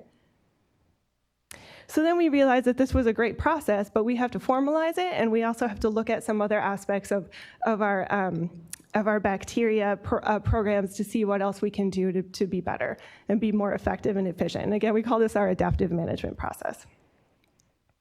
So we did a couple of key things. One thing was we sat down with some of our other departments. I already mentioned some of them: public utilities, our environmental services, our homeless services, and we looked at what are all of the things that we do citywide, what are the activities, put them together in a document, and then looked through them, see if there were some efficiencies, some deficiencies, what can we do better. And we keep updating this one every year. We called this one our strategies to reduce and abate bacteria. We always got to have fun names and acronyms for everything, but it was originally called our tactical plan, but we wanted to make it, a little more, a little snazzier, so we changed the name. So then we had to look at our prioritization process. In the background here, our Tiger team is still working. They're still doing things. They're still tackling these locations as they come up. But it's not a full-time team. These people all have other jobs. They have other things going on. So we could only tackle a couple of locations a year. So we really needed to formalize this process and use a prioritization. We actually did a choosers process, which was similar. We actually kind of borrowed it from what Orange County was doing. So we want to thank them for that sort of prioritization process that we did as a model. We also used some regulatory deadlines and some other factors that made sense for us as far as how we're going to, thank you. Sorry, I have a little bit of a dry cough still. And other factors. So we really had to create this process. We can't be everywhere all the time. We have to be able to address things in an efficient, effective manner. So then we realized what we really need is a team that can do this all the time.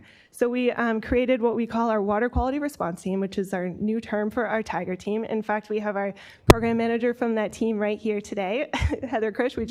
She just was promoted earlier this year. So it's really only been in place since about February of this year.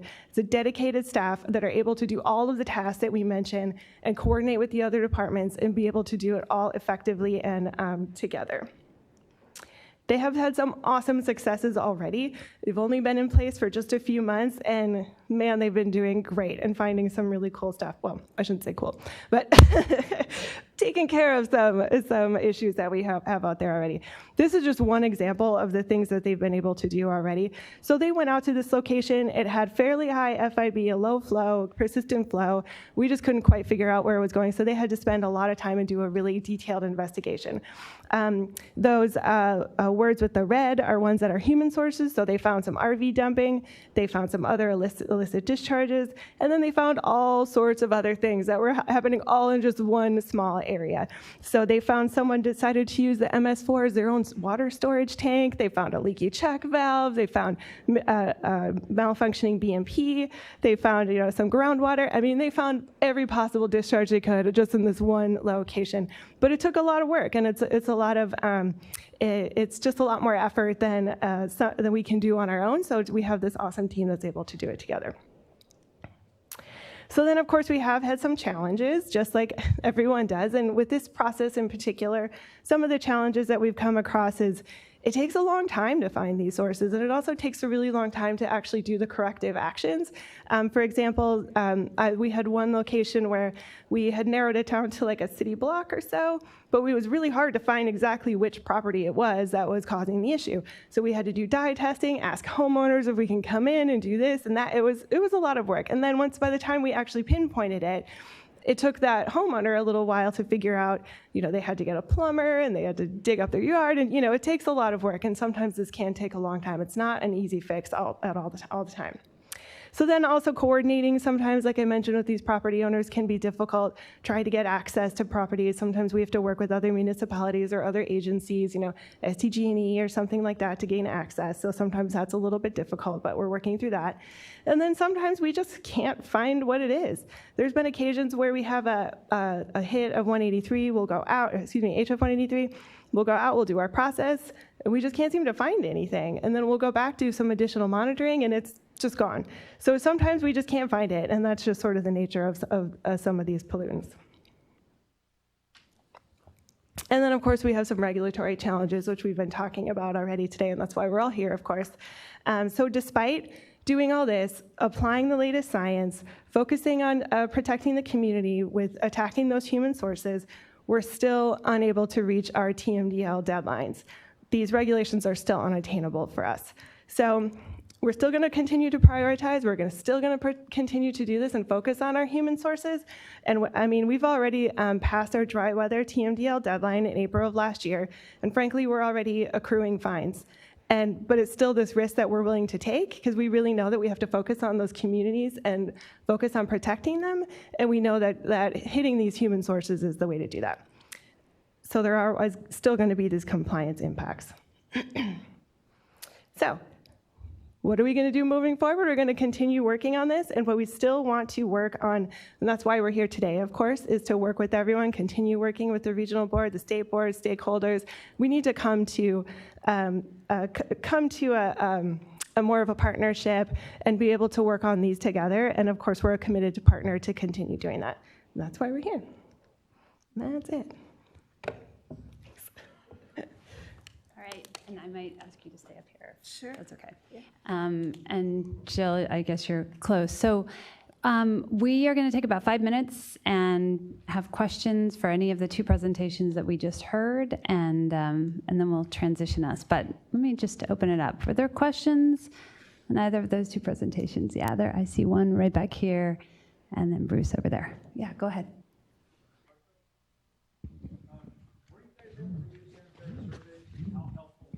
Sorry, we're gonna, Vicki, do you mind repeating the question? And then we'll pass mics around. Thanks. He asked if we were able to do sanitary surveys and if they were helpful. We did not in this particular process.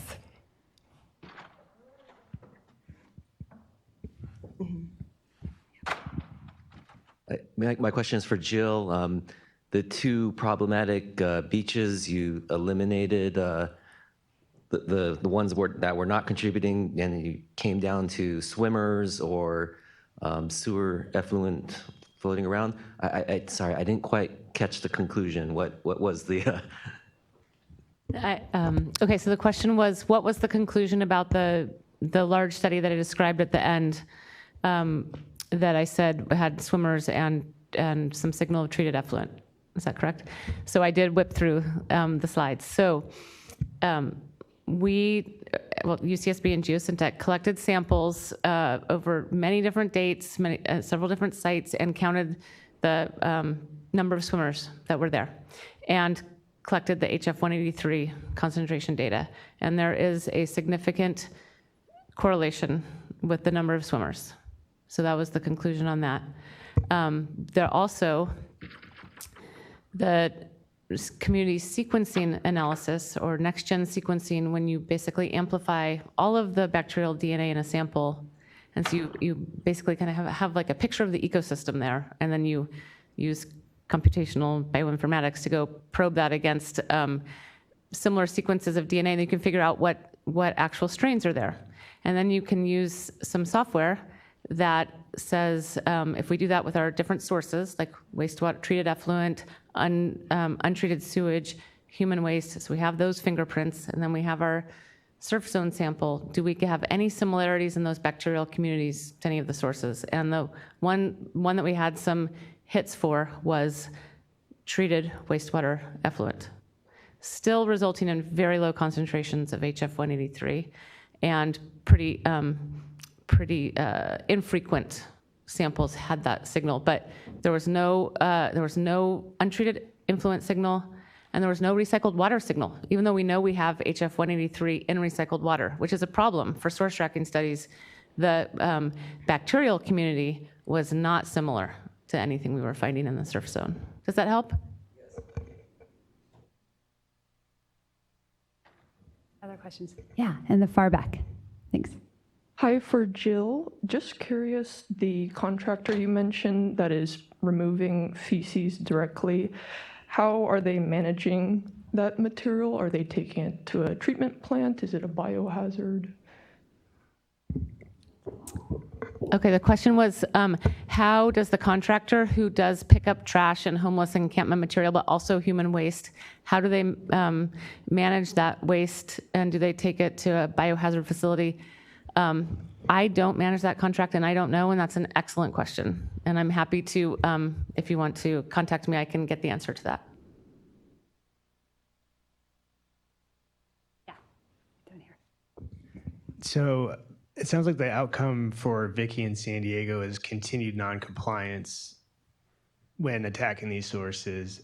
Jill, I'm wondering, what's the Central Coast Regional Board's perspective on the beach study where you continue to see FIB exceedances but don't seem to have this elevated level of risk? Are you finding yourself out of compliance with your permit, or are they working with you to figure out how to address this from a basin planning standard or standpoint? Okay, so the question was for the city of Santa Barbara, what is the kind of compliance impact for us? We don't have a TMDL for bacteria. We've been in constant communication over the years with our regional board, letting them know like what we were doing. I can give one example. I don't want to speak for the regional board at all, but I'll just give an example. In our general permit, we have a pretty strict, Central Coast has a pretty strict monitoring requirement, and especially we were supposed to set up some studies with our last permit that specifically addressed our 303D listings. And we do some weekly sample for FIB testing, but it's pretty small scale, and we let them know, like, this is all the other work we're doing. Can you please not add monitoring requirements right now to our general permit required monitoring? And they were amenable to that. And maybe you can have a conversation with representatives from the Central Coast Board, because some of them are here. So I'm actually going to cut us off questions. I'm so sorry, but again, please write your question down or put it on the parking lot or find these two. And also, because we're going into breakout groups now, remaining questions, remaining thoughts, remaining puzzles, please feel free to integrate that into your discussion. And I just thank you both so much. Really appreciate it. So I want to transition us, thank you all, to what we're doing next. And just so you know, what we're going to do is we're going to take a break. But before you take your break, for those of you who are in the room, you will have noticed on the last page of your agenda packet, you should have a list of find your name, find what small group number you're in. If you don't find that, come find Karen up at the front. And so that will give you a number of your small group. We have about 14 of them. Each of the small groups has a facilitator, and thank you all, Water Board staff, for being willing to do that. Your facilitator will be waiting outside in the mezzanine, and they'll be holding up a number. So just find your small group number, find your facilitator. You're going to walk to the area where your group is meeting in either one of the hearing rooms down the hall. Either the Klamath or the Coastal. The Klamath is across the sort of Sky Bridge, and the Coastal is right next door. Or in the mezzanine, 2 of you are meeting. Groups 1 and 12 are actually going to meet in the mezzanine.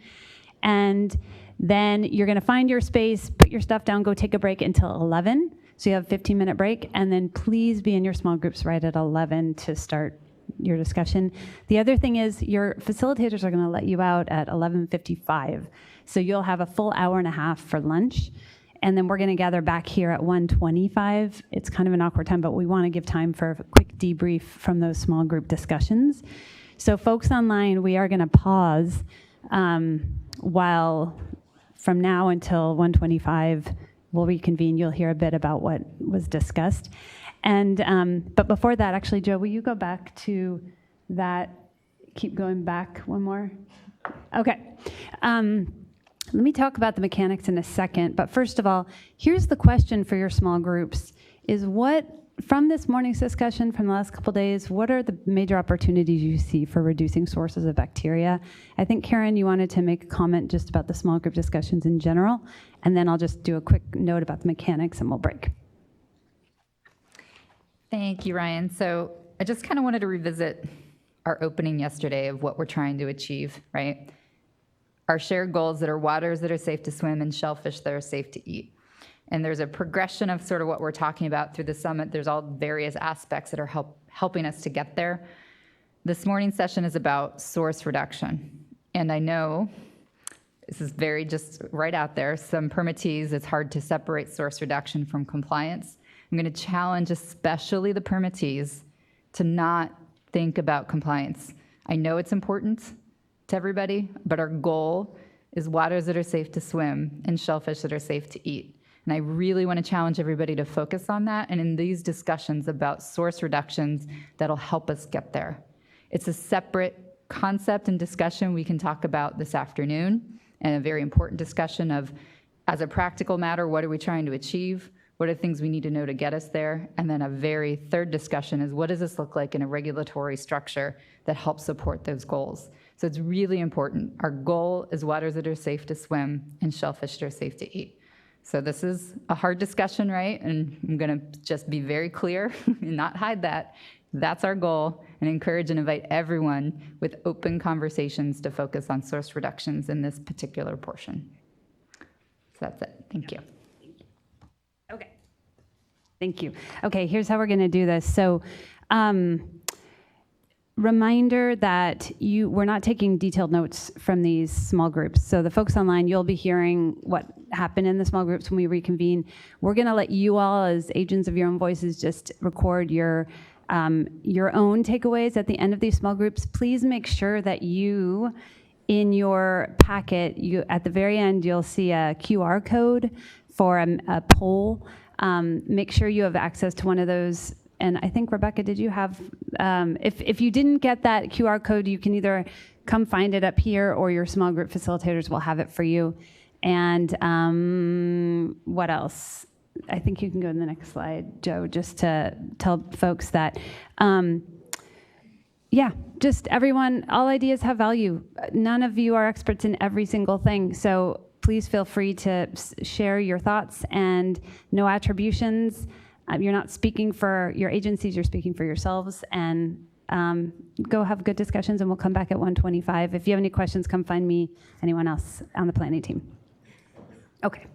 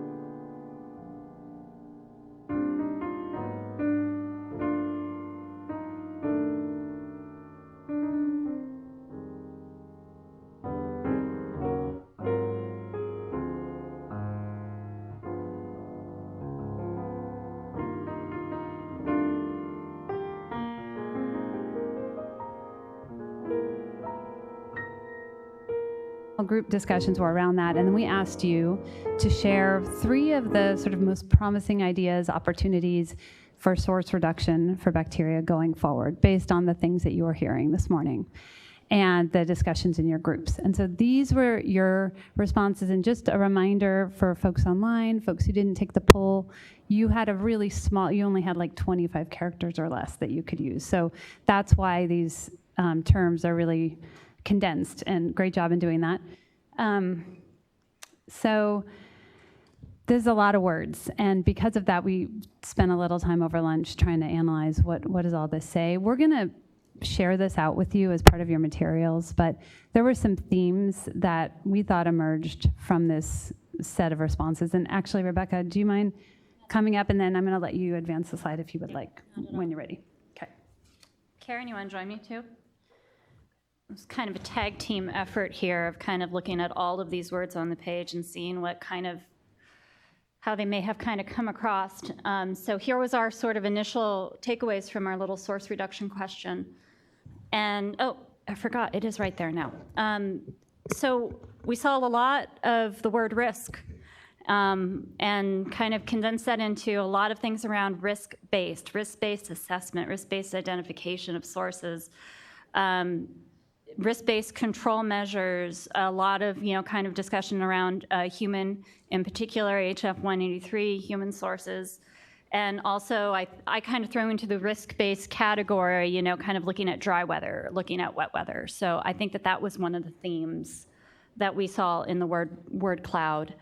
And another was, prioritize and fix. I don't think those words in that order were really on there, but that's how I kind of saw a lot of the words around looking at fixing a particular type of source. There was a lot of connection, or a lot of words about connections between sewer infrastructure and stormwater infrastructure, fixing broken pipes. There were a few other, I would say, source categories. I think on-site systems was another word that was on that word cloud.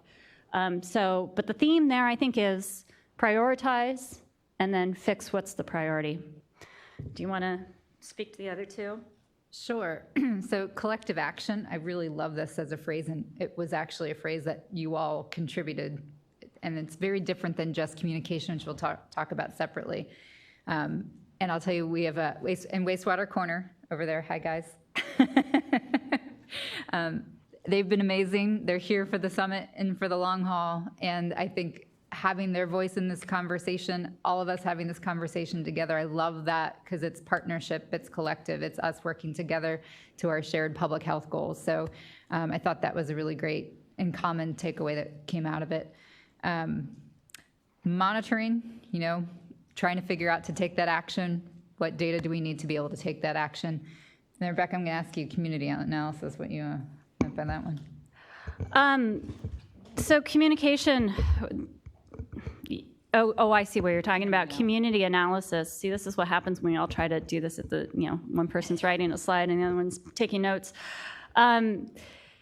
So I saw community analysis in there, and I did put it under collective action because I think that is a community. I was thinking of it as a community coming together, right, to take action and analyzing things together, maybe looking at risks together. But for me, that was a working together. The emphasis there was working together. Maybe I read it wrong, but that's kind of how I kind of interpreted it.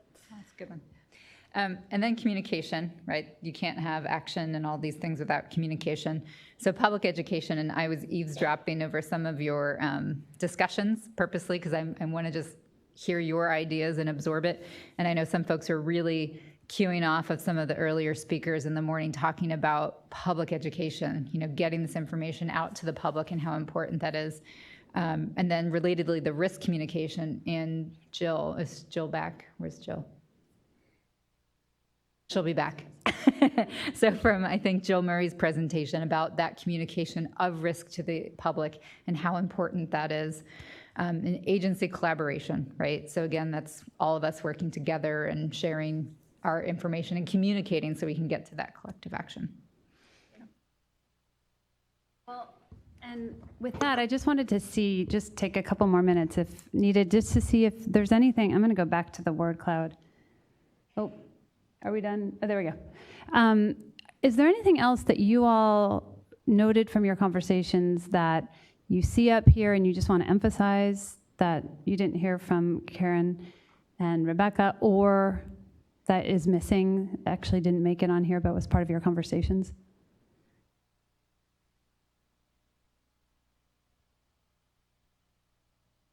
I will say that I heard several of you talking about ag and grazing comments that came up that were really useful. I'm not sure if that's up here somewhere, but do you want to say anything about that? Was that part of your group? I think it came from several groups, actually. I don't think we talked too much about ag and grazing here, but our group didn't. You did, okay, it was somebody else's group. Well, in any case, that was just one of many, but anything else before? Yeah, Tom.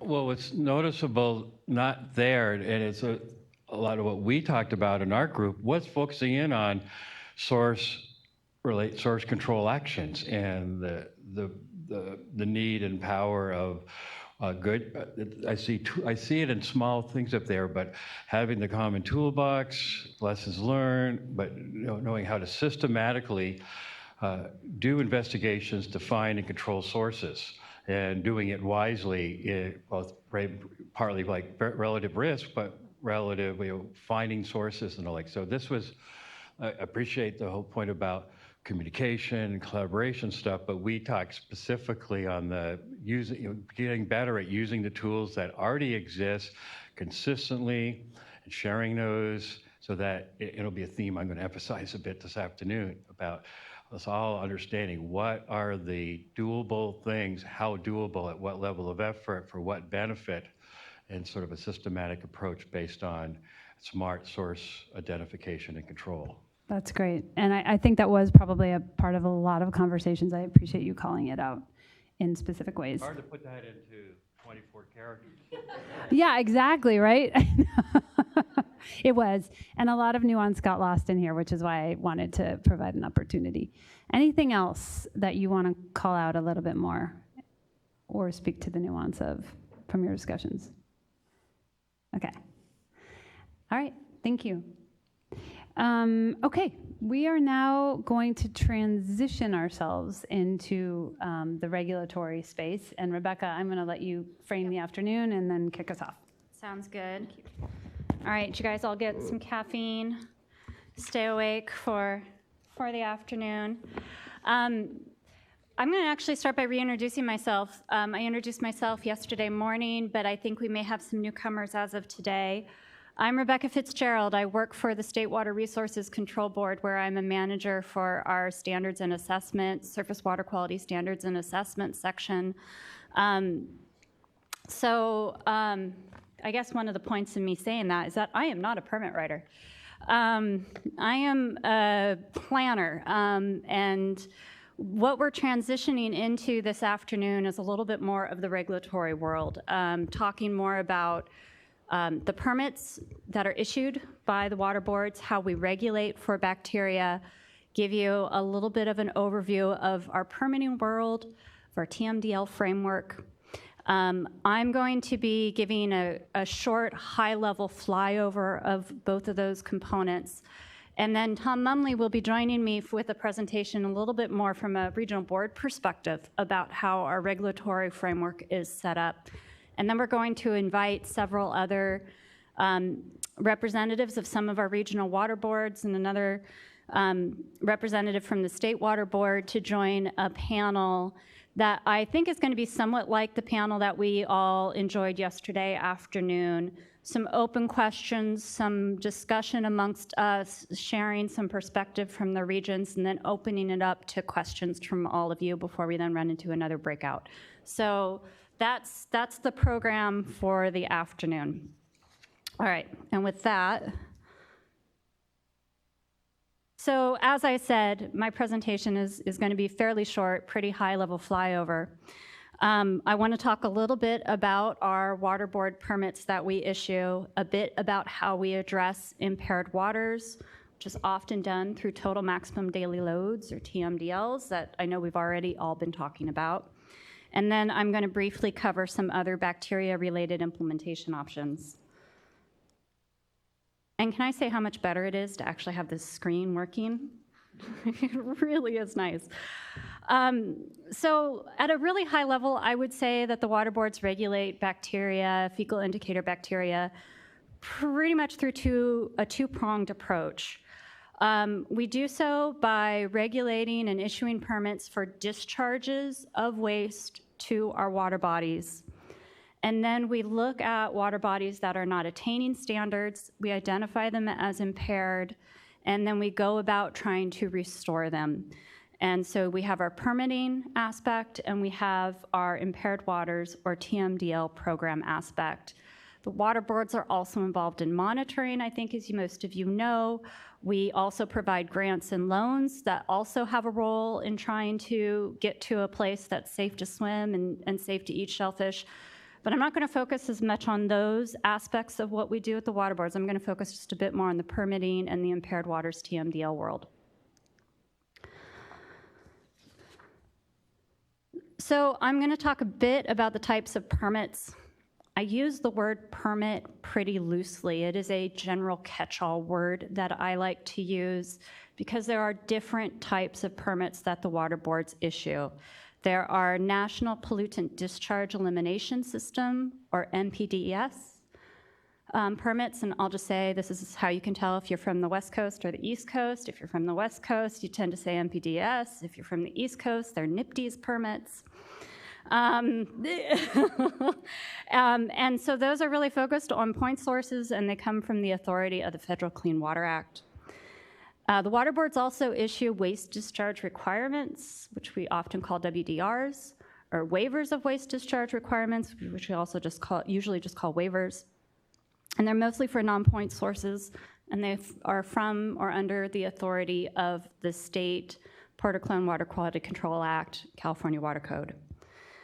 The water boards issue these permits in a few different ways. We issue permits to individual dischargers, or to groups of dischargers, or to categories of dischargers. Permits that are grouped by category are usually called general permits. The regional boards tend to issue individual permits or groups of individual permits, and they also sometimes issue general permits for a large category. And then on the statewide scale, the state board issues general permits for categories of discharges. I would say probably in most, there may be a few instances where that rule doesn't apply. Permits are typically issued for a 5-year lifespan. They can and are sometimes administratively extended to last beyond 5 years.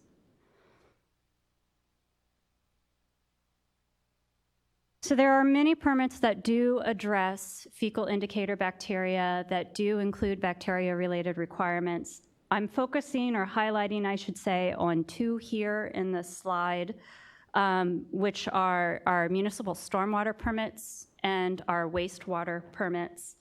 In part, I'm doing this because I kind of have somewhat expected the makeup of the room, that I know a lot of us here are stormwater permittee, or working on stormwater permits, either as writers or implementers, or we're following them because we're interested in them, and same with the wastewater end. And then I wanted just to highlight that municipal stormwater is split into 2 phases, primarily, but not exclusively, by population, around 100,000 population threshold. And municipal phase 1, for those types of permits, most of them are issued to an individual discharger or permittee, or a group of co-permittees that encompass an entire metropolitan area. For phase 2, or our small municipal dischargers, the permit is a statewide general permit with permittees enrolling individually for coverage. And phase 2 permits, they also include military bases, public campuses, prison and hospital complexes. They can include fairgrounds. So just trying to set the stage for what is covered by these different permits. For wastewater discharges, the permit type is a NPDES permit, and they are most often issued by a regional water board. There are definitely some commonalities across our different permit types, and I would probably say one of the strongest commonalities is the goal, which really is to attain our beneficial uses.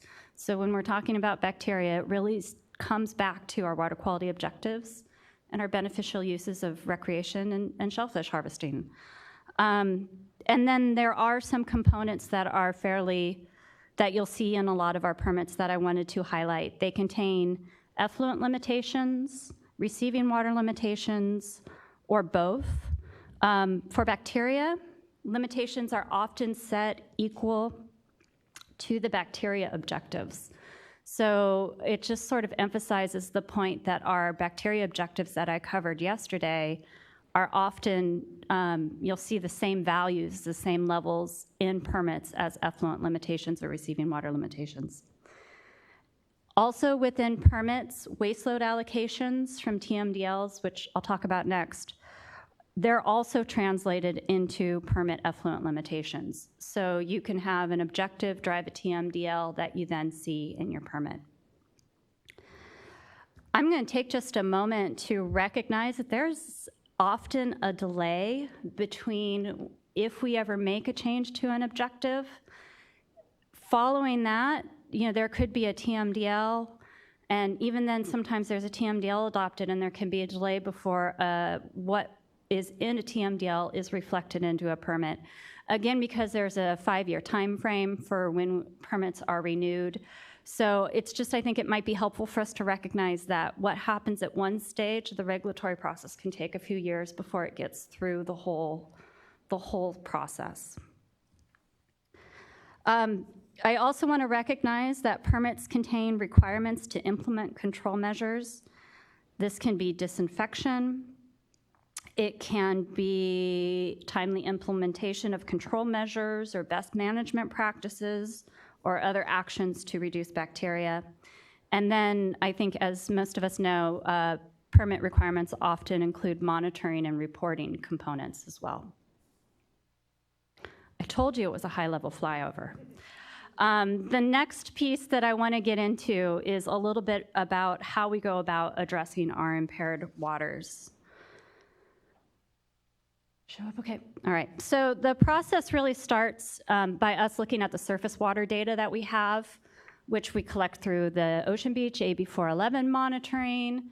Sometimes it's the data that's collected that's receiving water data collected by permittees. Whatever we have of good quality that is available to us, we take a look at, and we compare the bacterial levels to our water quality objectives. Should those levels not attain the objectives at a certain exceedance frequency, then we identify them and recommend that the EPA list them as impaired on the Clean Water Act Section 303D list. Oh, thank you. And just this map is somewhat familiar, I hope, because John also shared a version of it yesterday morning. We have about 520 current water bodies that are listed as impaired for not attaining our recreational uses, 130 as not attaining our shellfish harvesting uses. And sometimes that can be the same water body, by the way. They're not attaining both. And the link at the bottom is a mapping tool in case you want to find your river or beach of choice and see what the status of it is. Once a water body is listed as impaired, the regional water boards prioritize the listing to address and undertake actions to restore water quality. And one of the more common tools to do that is a TMDL. You'll see the lower bullet. Another tool is a non-TMDL other restoration plan. But a lot of what we've done so far in California are total maximum daily loads. And a TMDL basically is a restoration plan. That ultimately is what it is. It really looks at the problem a little bit more in depth than we ever do when we list a water body as impaired. We look at the time, we look at the spatial extent, we try to understand where all the sources are coming from, identify and quantify those sources. And then the concept is that we calculate a total maximum daily load or a concentration that we think is protective, that meets our objectives, and we allocate that load out to all of the sources in the watershed. We also develop an implementation plan that lists out the actions that we deem to be necessary in order to attain our standards, to meet that load, or to meet the concentration or bacteria level, and a timeline associated. I want to just highlight or speak to what may be something of an elephant in the room, which is the implementation timeline for some of our TMDLs. A lot of our bacteria TMDLs were written probably in the early 2000s. And we've done, when we estimate the final attainment date can be translated into a compliance date. And many times they were best estimates based on the information that we had at the time and understanding of what the implementation actions were and how long we thought it would take to attain those. Trying to be as aggressive in that timeline as we can because we want to get to attainment as soon as we can. And we've been learning as we go, and there's been now a process of looking at those compliance dates and at times extending them and doing basin plan amendments to extend them in our TMDLs. Let's see, I know I'm short on time, so I'm going to skip a few other things. Yep, time. I do just want to highlight that when the state board adopted the water quality objectives in 2018, we included two implementation options that really get at including an acknowledgement that you could have an exceedance of the water quality objective that is based on an observed exceedance frequency of a minimally disturbed reference water body, or if all anthropogenic sources were attained based on the exceedance in a water body with only natural sources. So this was called a reference system approach and a natural source exclusion approach. And they were things that a regional board could do in developing a TMDL or developing a basin plan amendment to address bacteria. This is something that's been done a little bit in Southern California, and I think will be talked about a little bit later today. But I did want to recognize it because it is kind of in the books in our statewide water quality control plan as an implementation approach. But this really is probably my take-home slide for everything. I tried to sort of sum up a little bit of what the regulatory chain, the regulatory process is. And before, I'll turn this over, Tom, to you in a moment, but we really start, again, with the beneficial uses of water. They are foundational for us. And then we look at what are the objectives that we should set, what are the levels that should be there in order to protect those uses, safe to swim, safe to eat. And then we develop, if we have water bodies that are not attaining those standards, we develop TMDLs or an alternative program of implementation in order to lay out the actions that are necessary to attain the objectives. And then we translate the TMDL loads into permit requirements, and we try to ensure that we are addressing any discharge so that we can attain the TMDL, attain the objective, attain the use. You'll see that I put that long arrow also on this slide, and that's to reflect that we don't always do TMDLs.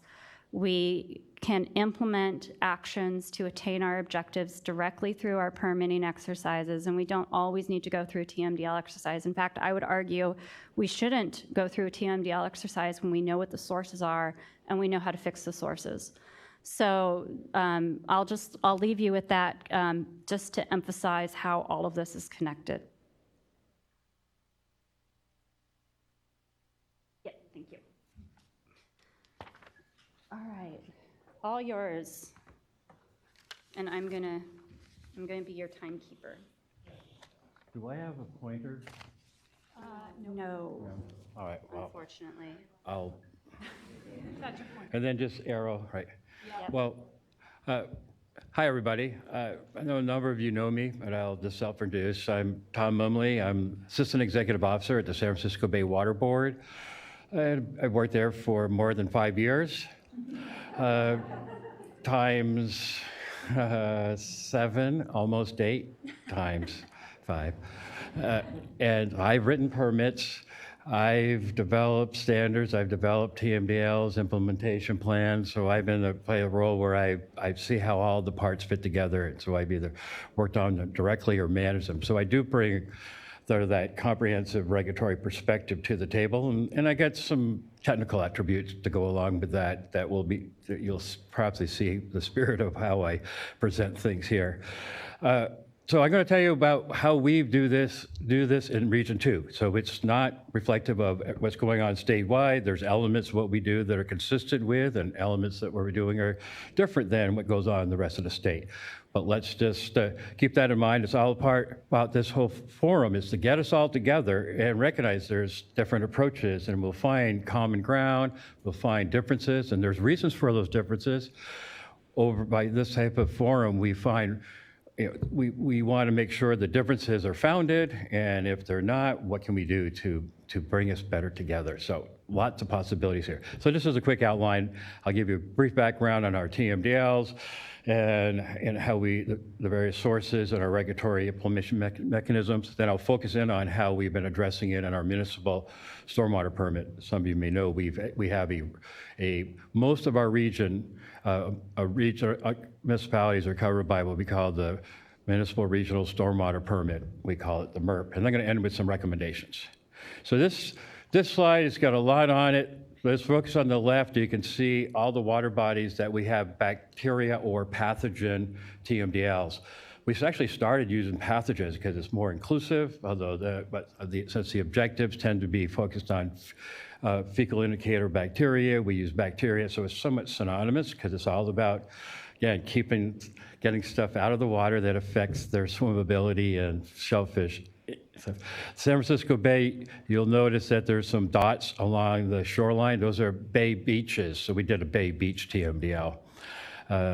So some of these are, okay, so a couple of things I want to emphasize here is that for the most of these are contact rec, except for Tomales Bay, because they actually have commercial shellfish in Tomales Bay. So that TMDL is a combo shell and rec, as well as the tributaries to that are rec based. So another thing I want to emphasize, we don't do any mass load TMDLs. I mean, the rules allow you to do you don't have to do a total maximum daily load, but you got to justify why. We focus on concentrations. The main reason why it's just difficult, if not possible, to actually do load allocations, to do bacteria load analysis and apportion it. So we kind of consider you'll get a sense of why we're using concentration. And we do have some fecal coliform objectives, legacy ones, before they get superseded by the E. coli and Enterococcus. But for all practical purposes, we're focusing on E. coli and Enterococcus for all of them, regardless of the historical nature. If you look at some of them, you say, well, Tom, this one has fecal coliform in it, but it's not that relevant. And they're concentration-based relative to the water quality objective, except for two.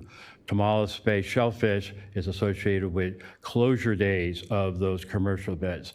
They are closed when there's runoff events, and the idea of, I forgot how many was typical in the past prior to the TMDL, but the TMDL about dropping it down to a level that the public health folks will feel comfortable with, because there is a degree of closure associated with natural sources. And we did one of our TMDLs, San Pedro Creek and Pacifica Beach TMDL, using the reference condition. And I'd like to do more of that. Part of the challenge is finding a reference that's applicable. And that's another part of our discussion.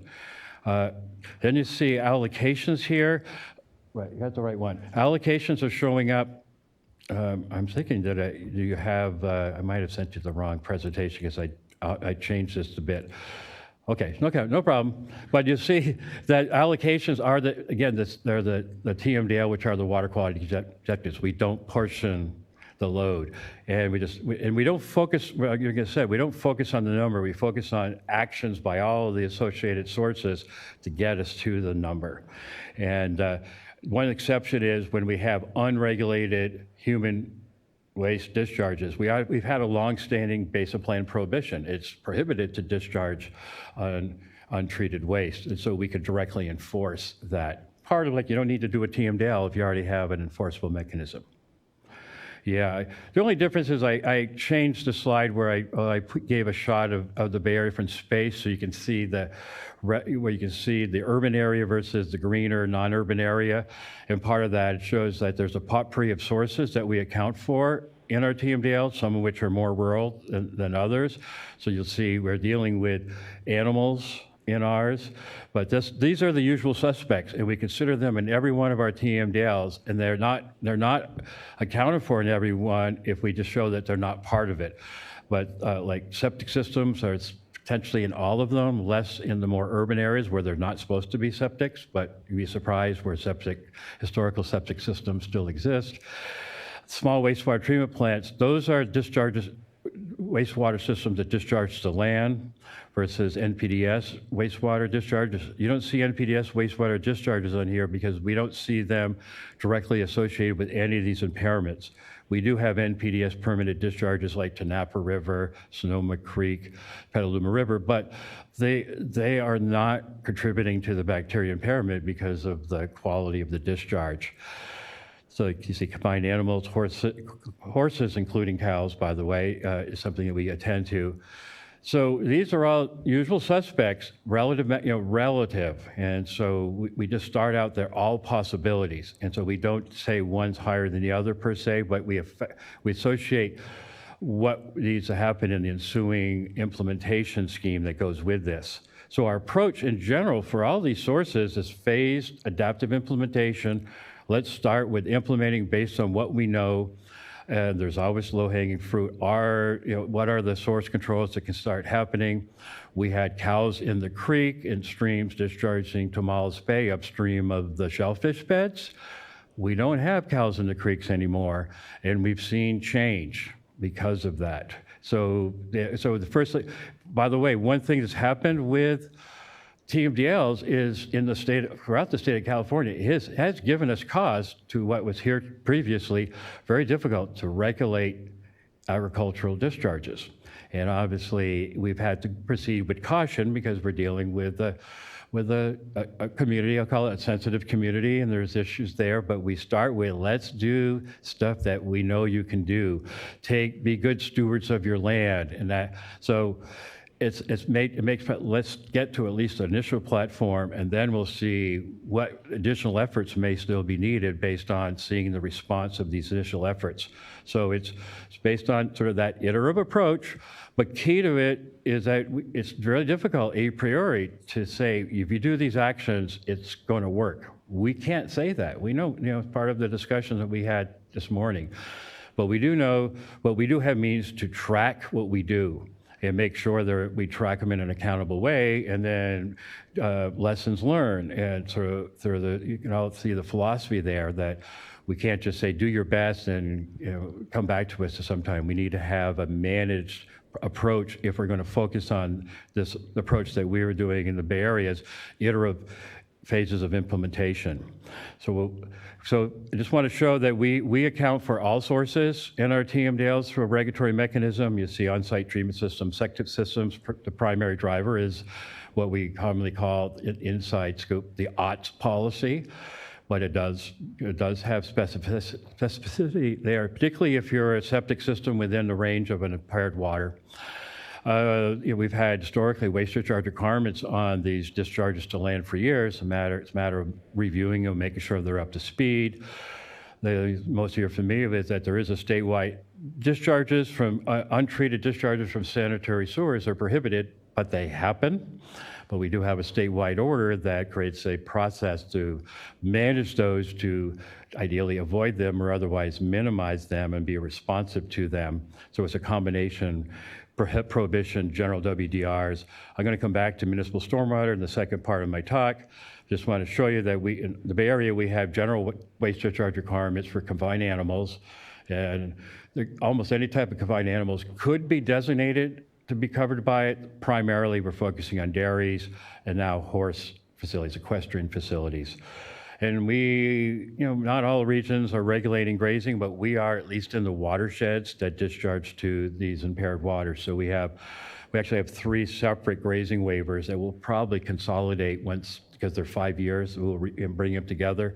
What they require, farm plans, keep the cows out of the creeks, manage the level of waste on the land, and we've made substantial progress. And so I'll leave it at that. And for boats, some of our boats, like one of the listings is Richardson Bay, Sausalito, if you know the area, a lot of liveaboards. Used to be high levels of bacteria in Richardson Bay due to uncontrolled discharges from the liveaboards.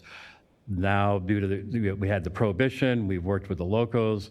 Levels have dramatically dropped now that there are essentially no boat discharges. Now we got other residual sources that we're all realizing when you put the low-hanging fruit, there's still stuff left. But prohibitions work when you can point the finger and directly enforce. So now I'm going to just go into the municipal regional permit and flash over it. So this is a picture of the cover. The board just adopted it in May. And what I illustrate here is similar to most permits in some sense, but unique to ours in one sense. All of the municipal permits have the prohibition, maybe various prohibitions, but this is the one from the Clean Water Act that say municipal stormwater permits must effectively prohibit discharges of non-stormwater, with some exceptions of certain waters deemed okay if they're clean already or managed so they're clean.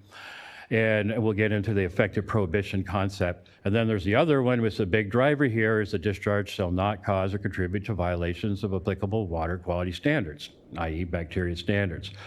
So in our permit, all permits have some sort of bridge in terms of the prohibitions and the receiving water limitations and the rest of the permit, which typically are provisions.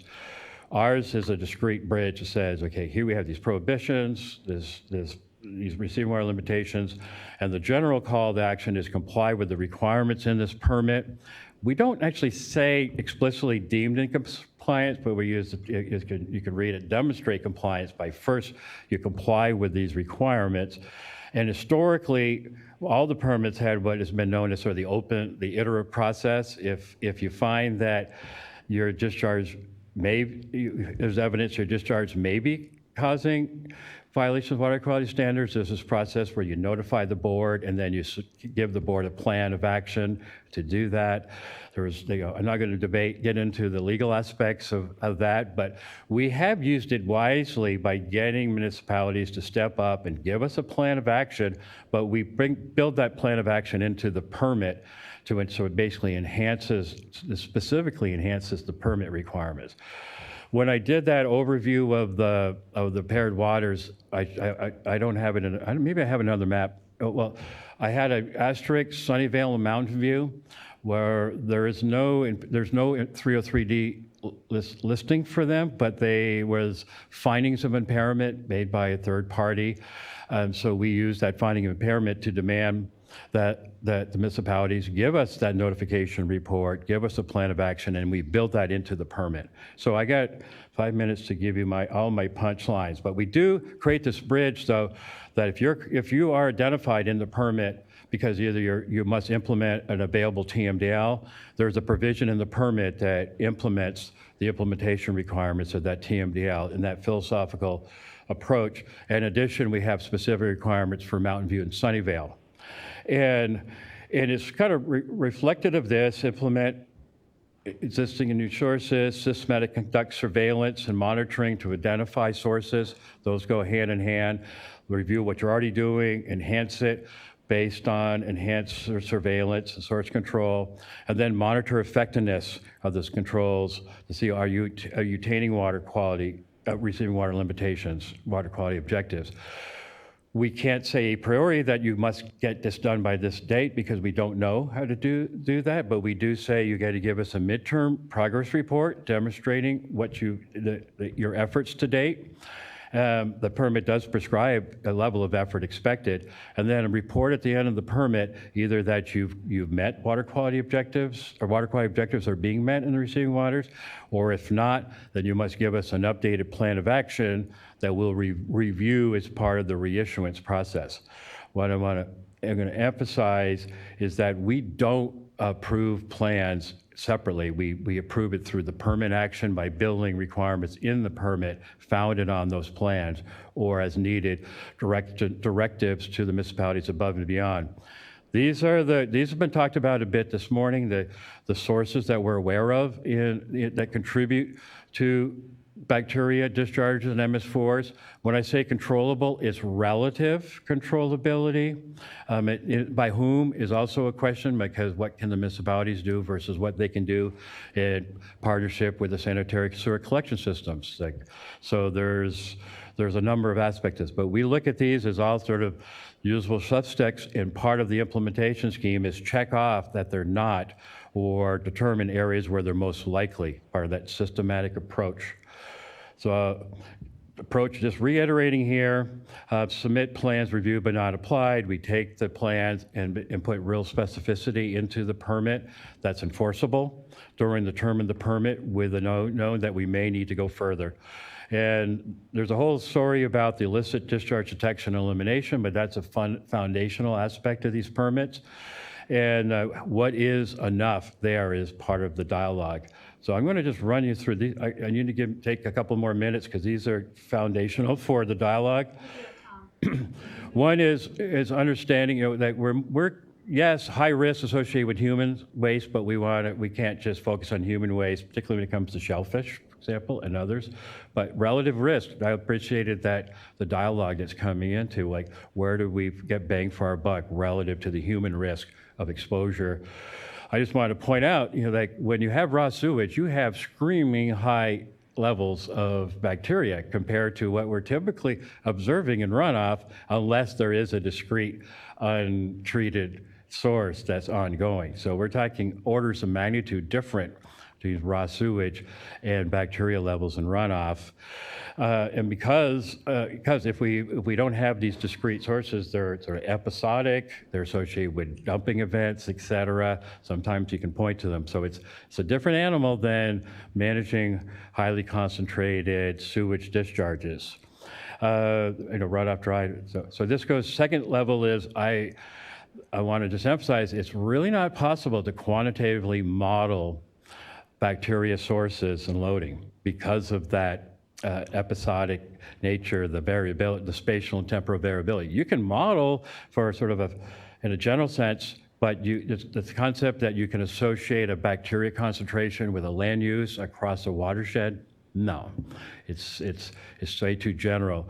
The alternative approach, and I appreciate how this was emphasized this morning, is though you systematically look for sources, and you can use GIS as a means to focus attention where they most likely will happen, or account for where they haven't, and then associate that with receiving water conditions or levels in the storm drain. You get a sort of a empirical model approach towards sources and loadings. And I have to make this point about treatment of runoff to attain water quality objectives isn't realistic. Yes, you can treat to a certain extent in certain circumstances, but the reality is without disinfection, you really can't get down to those low levels. Green stormwater infrastructure can reduce flow, but you can't treat all runoff. And so either you can't treat all runoff everywhere, as Brendan explained this morning. And also, even when you do run something through a green stormwater, it's not 100%. So what bypasses is still going to have bacteria in it. I think it is possible to treat towards something separate from the water quality objective if you have exceedance days or some other metric, but if you have to absolutely, if the compliance endpoint is meet the water quality objective, that requires disinfection. It's just not realistic. Okay, so I'm gonna, this summary though, is like, where I see we need to go, and it's the fruits of today, is like, let's make sure we're all understanding what are the doable things in terms of source control and enhanced source control, so we can systematically advance that state of science and understanding of what's worked and what doesn't, at what cost and what time frame. We need to come to terms with what is a smart, effective prohibition of non-stormwater discharge, because you can have legal authority, then you got to make sure you're enforcing it, but legal dumping happens. So how does that accounted for in the process in terms of compliance responsibility? And my emphasis is like, we got to put all our eggs on the table and get to what are the best attainable conditions. Ideally, they are going to be swimmable, and shellfish is eatable. but if we're going to focus on the number, we're going to fail. We've got to focus in on implementation success. And then with successful implementation, we'll have a foundation to review and consider alternative standards, or at least in parallel with that process. I mean, there are some hopes that some alternative standards could materialize, but that's a heavy lift, and it's going to be a political challenging lift. So let's focus on what we can do and demonstrate we're going to make the waters as best as they can be. And then we can look at our regulatory toolbox and how we can improve them. So I'll end there. Thank you. That was I should do this. That was a really nice way to end with some of your recommendations. With that, I want to invite the other regional water board members up who probably have some perspective as this is on this as well. So, Jeremy, are you? Come on down. You're the next contestant. Jeremy Haas will be joining us. I actually don't see him right. He probably just stepped out. Alicia, come on up. You don't get to sit down. So let me introduce Alicia Wenzel. She's with the Central Valley Regional Water Board, an engineering geologist there, and brings to this, I would say, panel in particular, some lovely experiences looking at source tracking on a freshwater body, in particular the American River, and just a perspective for inland waters along the Central Valley. LB Nye, come and join us. You're the next contestant. From the Los Angeles Regional Water Board, she's an environmental program manager and has been working on TMDLs, including bacteria TMDLs, for quite a while. Jeremy, I see you now in the audience. Come on down. Jeremy is an environmental program manager with the San Diego Regional Water Board and can bring some perspective on some of what we've been hearing about our waters down along the southern part of the state. And then Stacy Gillespie. I see you out there too, hesitant to come on down. Come on down. Stacy is an attorney with the State Water Resources Control Board and is actually my program attorney, so supports a lot of our standards and TMDL programs. And then I'm going to just be part of all of this as well. And we're going to probably talk a little bit. I have a few questions for everybody, just kind of casually up here for the next roughly half hour or so. And then we're going to open it up to questions from all of you. And that's going to take us through 3:15, something like that. So with that, and where'd Tom go?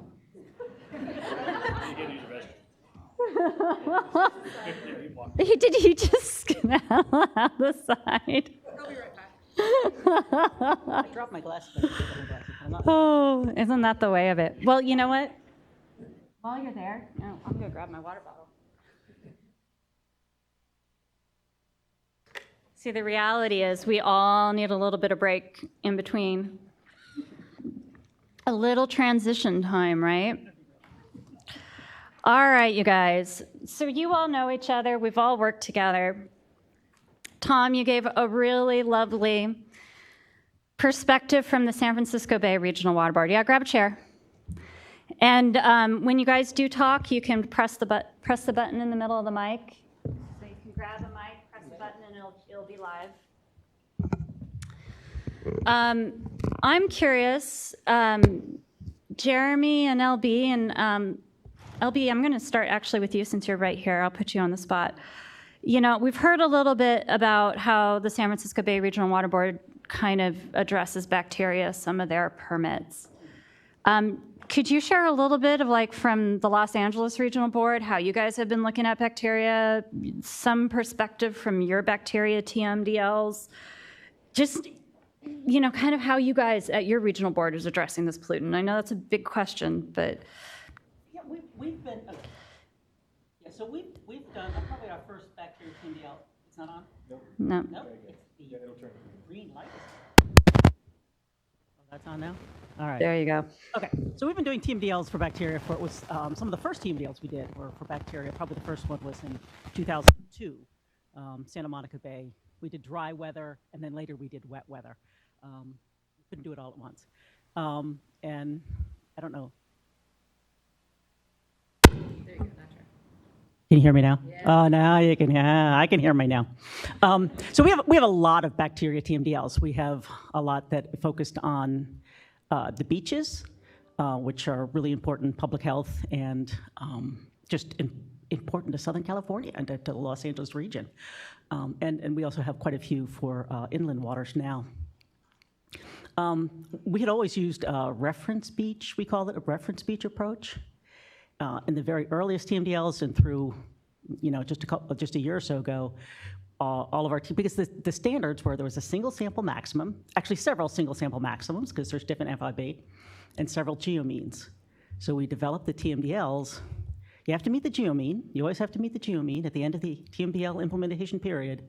This water body should attain the geometric mean standard for each of the FIB, and but for the single sample maximum, since that's a little unforgiving, it says anytime you take a sample, you can't be above that number, no matter what. So we developed what we call the reference beach approach or exceedance day approach, where you could exceed a certain number of days, a certain number of the single sample maximums could be exceeded as long as you weren't more than a reference beach. And we found a beach that worked pretty well as a reference beach. It's not perfect. I mean, there's obviously some human impact there at Leo Carrillo Beach. And when we moved to the inland waters, we put together a database of reference freshwater that we could refer to. In our latest TMDL, there's no reference approach, and no exceedance day approach. And that's simply because the single sample maximum is gone. There's no, in the new water quality standards that State Board adopted a couple years ago now, there's no single sample maximum. There's still a geomean, and there's the STV. So our TMDL now just refers to the geomean and the STV. And you meet the geomean, just like all the other TMDLs in the past have had to meet the geomean by the end of the implementation period. And there's no single sample maximum, so we don't have a exceedance day. Yeah, that's helpful. I know that's been a change in a little bit of the way that you guys have structured your TMDLs that I've heard about, and so I was curious. I know at least I've been curious as to. Yeah, a lot of people have asked me, so that's why I led with that. So I thought, it's like, why we're not doing exceedance day anymore? Because I don't know how to do it if, there is no single sample maximum to do it with, so.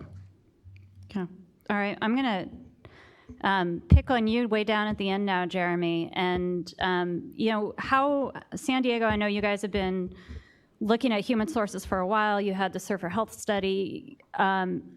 Tell us a little bit about how you guys have been really focusing on bacteria down there. Okay, thank you, Rebecca. Okay, so our board in San Diego is particularly focused on ensuring that we, the staff, and the regulated community can focus on what's most important, right? So for making it safe to swim, we start back, I think, in the 70s, maybe 60s, 70s, when in San Diego, we got a lot of federal and state money, a lot of local partners to centralize sewage collection and, major POTWs. So we have no live stream discharges in the region anymore. There's a couple of minor exceptions that aren't really relevant for this. So the first thing to think about is we did this. Millions and millions of dollars, hugely successful, right? I don't know if you've seen pictures of San Diego Bay from, 40s, 50s, pretty gross. So then come 90s, right? And beaches are polluted. It doesn't seem like it's safe to swim at the beaches. And for some reason, we ended up focusing now on stormwater agencies, right? So the question is, if we want to focus on what's most important in the human sources, how do we get back to focusing on the human sources, right? And so that's what we're going to try to do for the next few years, and we have been trying. And it's not that easy, but happy to go into more ideas and questions. I do have a question for you. So as you guys have been looking at human sources, are you doing this region-wide? Are you doing it water body by water body? What's the scale? Or what do you think might be the scale as you move forward into it? I don't know. So generally in San Diego, what's most important is the tourism at the beaches, or the beaches. They're hugely important for the economy and for just like the quality of life and the sense of being in San Diego. Yeah. So most of our focus for Is It Safe to Swim comes from the focus on the beaches. So from that aspect, I think what we're going to try to do is figure out, why, given as Tom mentioned, there's prohibitions on wastewater and sewage discharges in every single relevant permit that we have. Why is it still showing up every time there's problems at the beach where they're like chronic or they're really kind of outliers from your day-to-day, levels? Like why is that happening? And and I'm sorry I'm like kind of tired or I don't know, out of breath or whatever, but the gist is, like in this room here, we saw a great slide, like a pie chart, right? Where it was, what's the risk at swimming? And it was human sources were like, the giant Pac-Man that almost had his mouth closed. And then like these other little slivers, right? Like cows are risky when there's, a lot of those predominating in an area. But then we look around this room today, right? And it's like an inverse pie chart, So wastewater corner, right? Getting a lot of attention today, deservedly so. I mean, they're responsible for so much water quality improvement in the swimming beaches. And the solutions for the last little marginal, most of the margins that's left is gonna come from, as a point Rebecca likes to make, like the collaboration and the how do we get the people who are doing so much work now with the people who have been so successful and really are successful in managing this risk. To move forward, Rebecca, I think we're going to have to find ways to, enable that to happen. Yeah, appreciate that. All right, Alicia, your turn. Tell us a little bit about, some of the study work that's happening in the Central Valley region right now. All right, let's see if this works. So the Central Valley region, a little different than a lot of what we've been hearing about from especially Southern California and coastal regions. We have a lot of bacteria impairments, but currently we have one TMDL. And I think another difference is it seems like in a lot of these regions, it's the beach monitoring that's really been driving that initial work, where inland, as was mentioned yesterday, there is no statewide or consistent program to monitor our recreational areas or waters. So I work with the SWAMP program in our region pretty early on. We prioritized kind of trying to fill that information gap. So we've had a long-term program to go out and monitor recreation areas. Not nearly as much data as what's available for the coastal beaches, but we're trying. And then as well as doing that, more recently, we've also been trying to develop tools to get that information out to the public. Since, I don't know, I'm sure some of you have used CDN, which is a great tool, but it's not the quickest way to access data. So we have interactive map tools that are pretty simple, but are very effective for getting our data out to the public. And then our big project recently is a collaborative bacteria source study on the Lower American River, which is just north of where we're sitting right now. It has some very popular, or at least as far as rivers go, very popular swimming beaches, and pretty consistently high bacteria numbers, particularly in the summer dry months, which is unusual.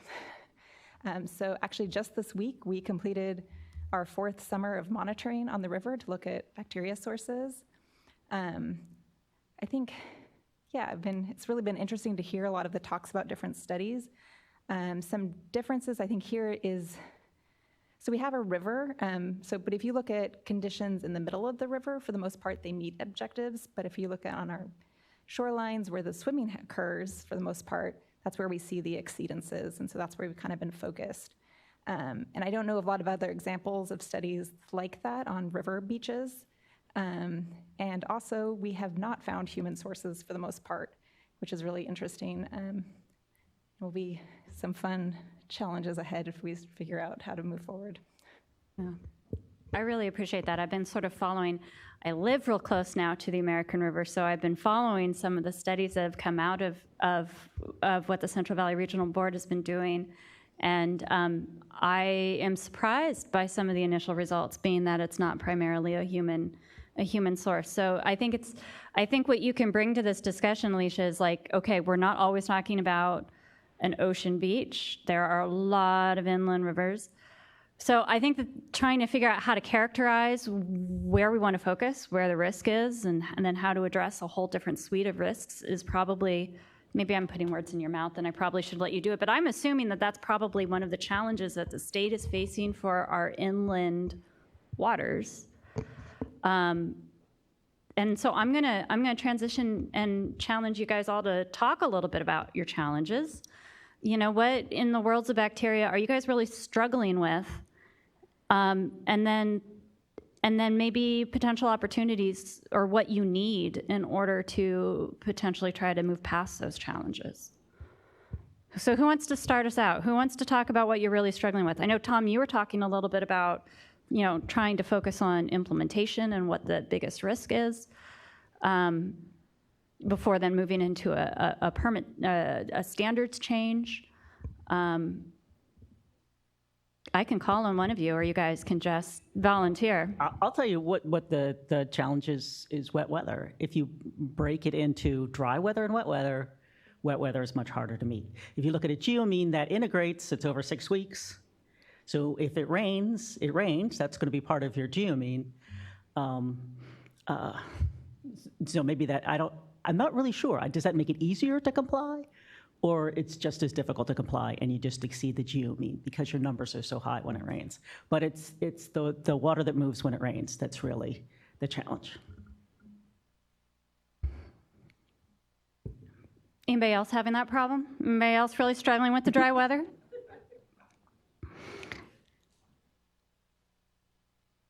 She said she's struggling with the wet weather.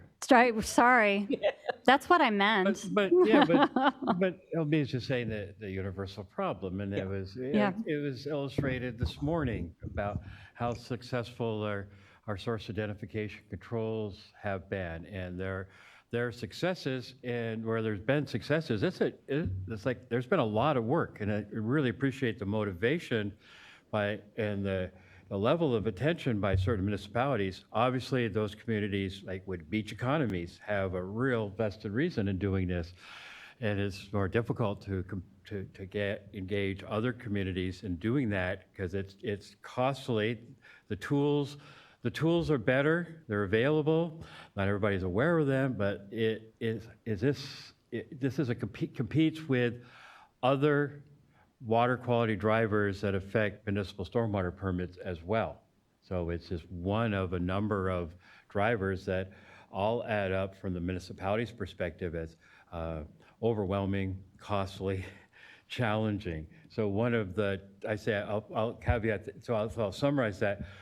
A challenge that we have is potentially being too pollutant specific centric, versus what we have to think about municipal expenditures that optimize multiple benefit. You know, that's why there's a lot of interest in associating green stormwater infrastructure with water quality control because of multiple aspects, possibly capture and use, and where it can happen. There is improvements to water quality. There are other triple bottom line benefits of green infrastructure, right, for its social and greenscape stuff. So regardless, all these solutions cost big bucks, and we want to make sure that at the end of the day, we're going to make a difference. So the challenge is, and I think another challenge I'll see is that there's sort of an uneven playing field to date because it's kind of like, I'll just make it simple, sort of the shotgun approach, because we're not taking an approach where we're comprehensively looking at controlling bacteria and runoff throughout the state. We're only doing it where it's been triggered by observations, and then we have to react. Yeah. And you know, we're not very well prepared to proact. And so, Carly, I'm kind of promoting, can we kind of raise the bar and determine what is a realistic level of proactive action that all municipalities should be implemented, or municipalities in what certain settings. So we have a standard base happening, so that when we do then see that there are still levels of bacteria, indicator bacteria, or whatever mechanism we use that show it needs attention, we're able to at least distinguish from that, well, base actions are already happening, so we do need to go into the next level of action. And what is that next level of action? Where in the spectrum of aggressive surveillance and source control is appropriate for base versus level 2 versus level 3? And what's a reasonable time frame for those? So that's for me, like taking the challenge and turning it into sort of a doable approach. The benefit, if we could find a way to do this, it ain't easy to develop a quasi-consistent approach statewide, because even though there's just differences amongst us, we're all founded on the same tools and the same goals. And regardless of whether the regulatory mechanism is focusing in on the number or it's focusing in on implementation, it all is about getting the right implementation happening to get us to that number. Yeah. Or get to the best number that we could potentially justify legally, regulatorily, that may or may not be different than what we have today. Go for it, Jeremy. Yeah, thanks. You know, when I listened to Tom, kind of helped me figure out what our challenge is, because you know, when he said, "Hey, what's the challenge?" I'm like, God, the question is so big, right? And so I like the way Tom was talking, because what our challenge really is that, at least in San Diego, where it's beaches, it's human sources, and then I mean people are the source of the waste that's causing the problem, right? Ashley. Okay, so the challenge for us is, how do we credit actions that actually reduce or prevent the likelihood of human sources getting into the waters? How do we credit that, and then conversely not give credit for all the actions that are targeted at Rec 1 but don't have much of an effect? And the way the water quality objectives and our TMDLs are written don't really allow that clearly. You know what I mean? There might be some discretion, but it doesn't maybe give the level of certainty that agencies and funders really need. But right now, as we're going through a triennial review project of our water quality objectives, I think that's one of the biggest challenges we face. So is that a effectiveness need that you have, understanding the effectiveness of management practices that have already been implemented into permits, so you know what BMP is being maintained, what works, what actually gets at the risk? Is that where the data gap is, or the knowledge gap is?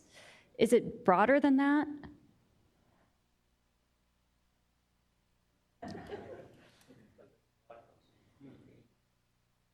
Well, it's all about, okay, so how do we, I like this concept of, we want to focus on the sources that are the riskiest, right? And we want to give credit for implementation actions that then do something about those riskiest sources. And I'm wondering if do we not know what control actions are focusing on those, or what?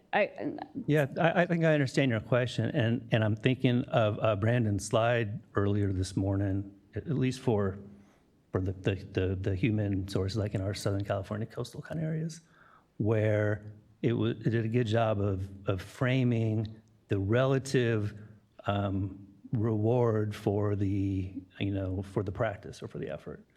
And a similar conclusion was just reached in a study that some professors at San Diego State just did with some state funds and some others on trying to identify sources of fecal indicator bacteria in the San Diego River watershed. And it's sort of parallel but separate from a lot of work we heard Ken and others talk about today in the water. But the general the general question is, there are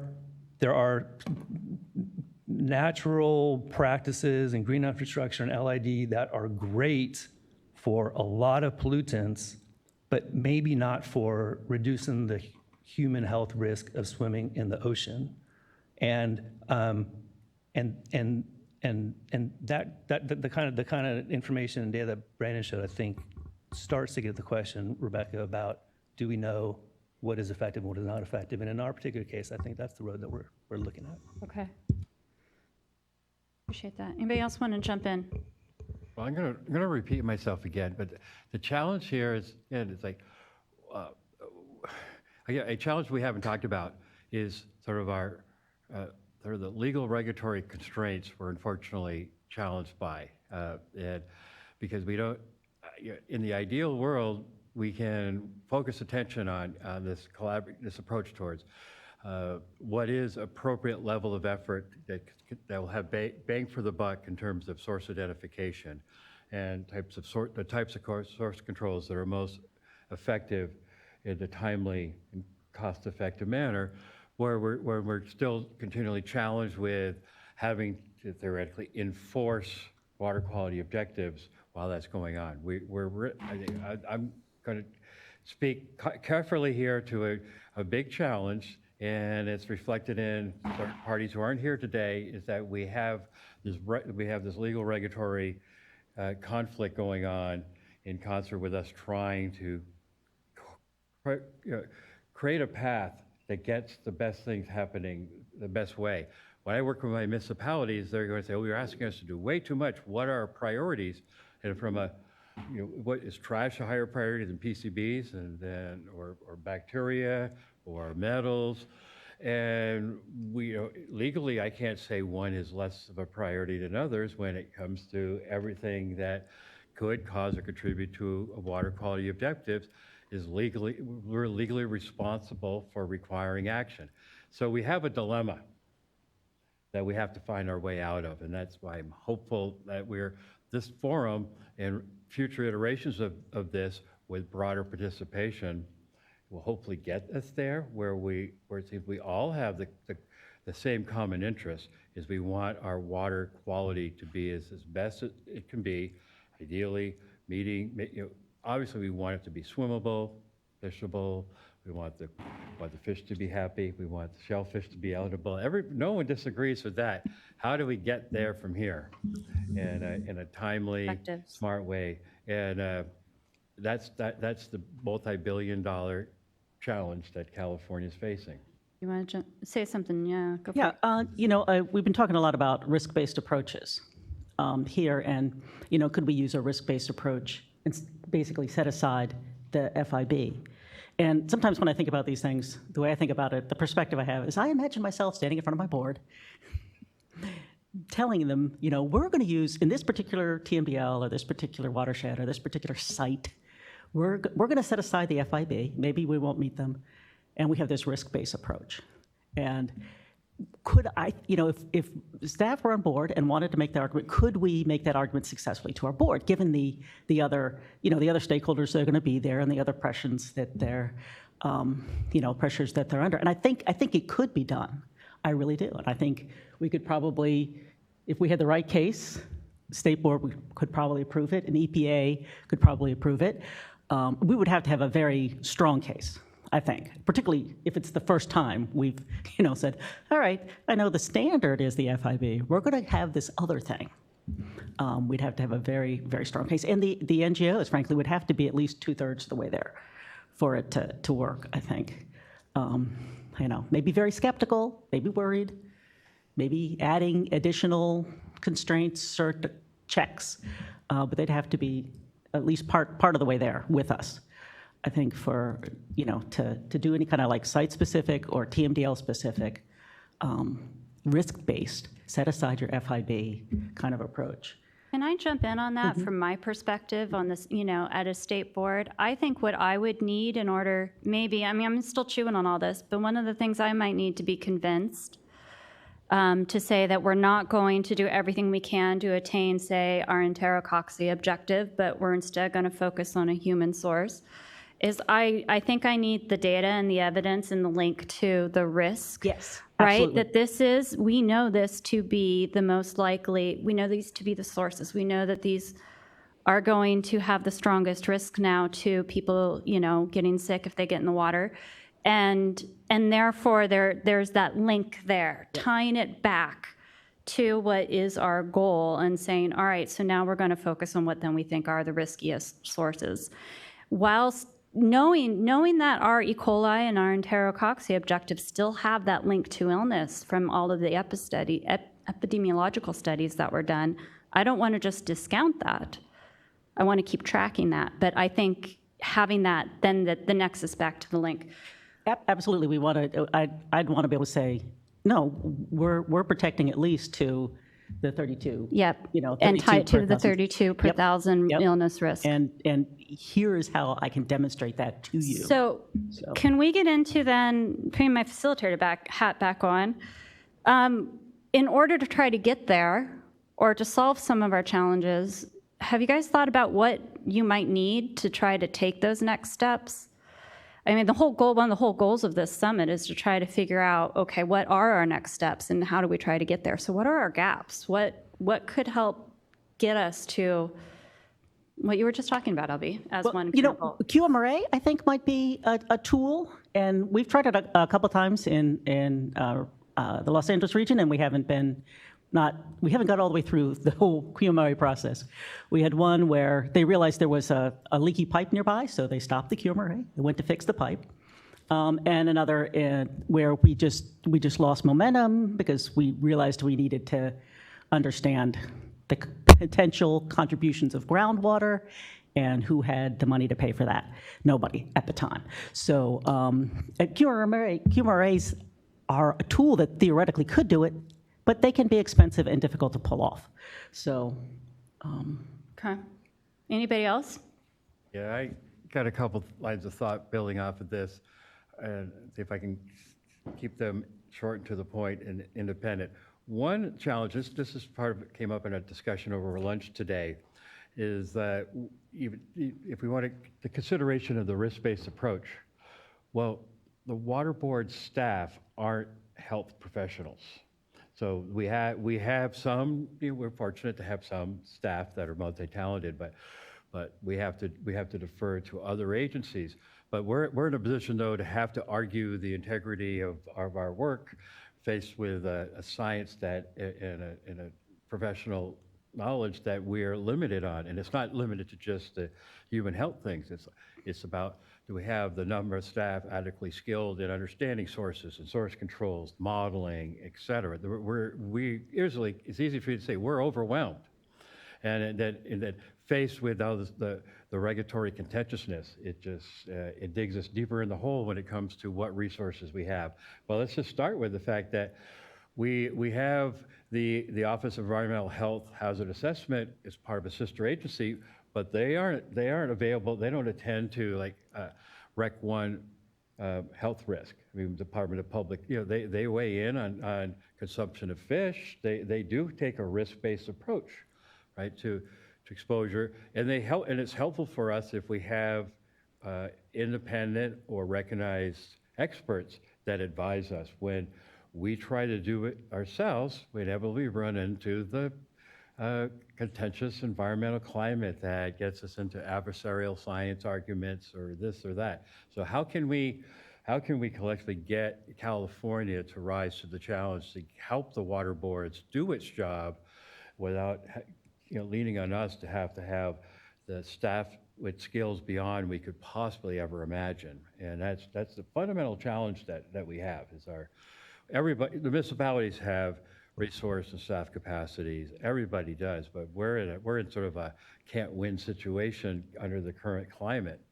How do we get out of this hole and pursue this dialogue in a collective, collaborative, productive manner for the people of California?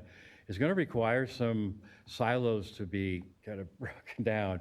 There was a lot of emphasis on communication, but I mean, in various aspects, agency even have challenges where we could see a lot better coordination between wastewater and stormwater, but they tend to be separate enterprises in most communities, and fearful of compromising one's integrity by helping another. It's tough. So even the most progressive communities still have their own challenges with managing what funds that can they use from one enterprise for another. So we got some fundamental challenges to face if we're ever going to get out of this rut. Yeah, I'm going to just second the whole communication. I think that there's it was one of my take-home points actually from yesterday and afternoon as well about, just recognizing if we do a QMRA, just really being thoughtful about the inputs into that model and having, experts to guide us. I think it's true in terms of any sort of human health, and then continuing to have groups like this and discussions like this across different disciplines and bringing the perspectives together. So thank you for that. Alicia, did you want to add anything about what you think might be helpful from your point of view? Some gaps to fill? I think a lot of the same themes, but I think thinking beyond just human. I know that, that's clearly when you do have human sources, that is a priority, but what about watersheds where you don't have human or there's a very small percentage of human? Yeah. If you have 5% human and 80% geese or cows, or, what does that actually mean for risk? And now, second, the communication, even just how we communicate data, or, people have a very simple question, is it safe to swim? And that's not an easy question to answer, has been discussed. So, having consistent messaging for any of this stuff, I think would be really important and valuable. Thank you for that. And I really appreciate some of the work that your region has done to try to put forth the data, put forth the information that you are finding in a little bit more digestible way. Yeah. Jeremy, and then I'm going to circle back, Stacy, and get any thoughts you may have from this whole conversation too. But Jeremy, how about you? How about priorities, or what might help your region do your job better? That's a great question. There's two things. First, I like to think what would, we're state regulators, right? So we have a certain perspective and background, but if we weren't here, if there was no water board, what would the local agencies be doing to make sure it's safe to swim at the beaches? What risk level would you pick? How often, how would you assess it? How often would you assess it? How would you tell people about it? What would you do? So I think that's a good unknown that I'd love to talk about over some beers or something. And then the second thing on the communication issue that sort of Tom rose up, what would really help us is some of the techie, sciencey guys come up with some sort of SCADA warning that we can put on a buoy at each one of at various beaches near river mouths or outfalls or something that would send a little alarm when it detects human sewage in it. So that's what I would like to see. I think that would be really helpful. Human sewage real-time buoy. Yeah. All right, I'm going to open it up. I assume that you guys probably have some questions, some thoughts out there that you would like to ask your friendly neighborhood regulator. Oh, and Stacy, oh my goodness gracious. See, I just should be fired from this role. No, don't even think of it. Honestly, the focus of my work is much planning on the state board scale and not the permit regional board scale. So for the most part, this seminar has presented me an opportunity to learn a lot more about the science and the data behind some of the work that we have done and will be doing. But with respect to some of this discussion, it seems to me that on the horizon is going to be the development of site-specific water quality objectives that encompass the nuances of source tracking. And so what that means is water quality standards must continue to be attained and achieved and strived for.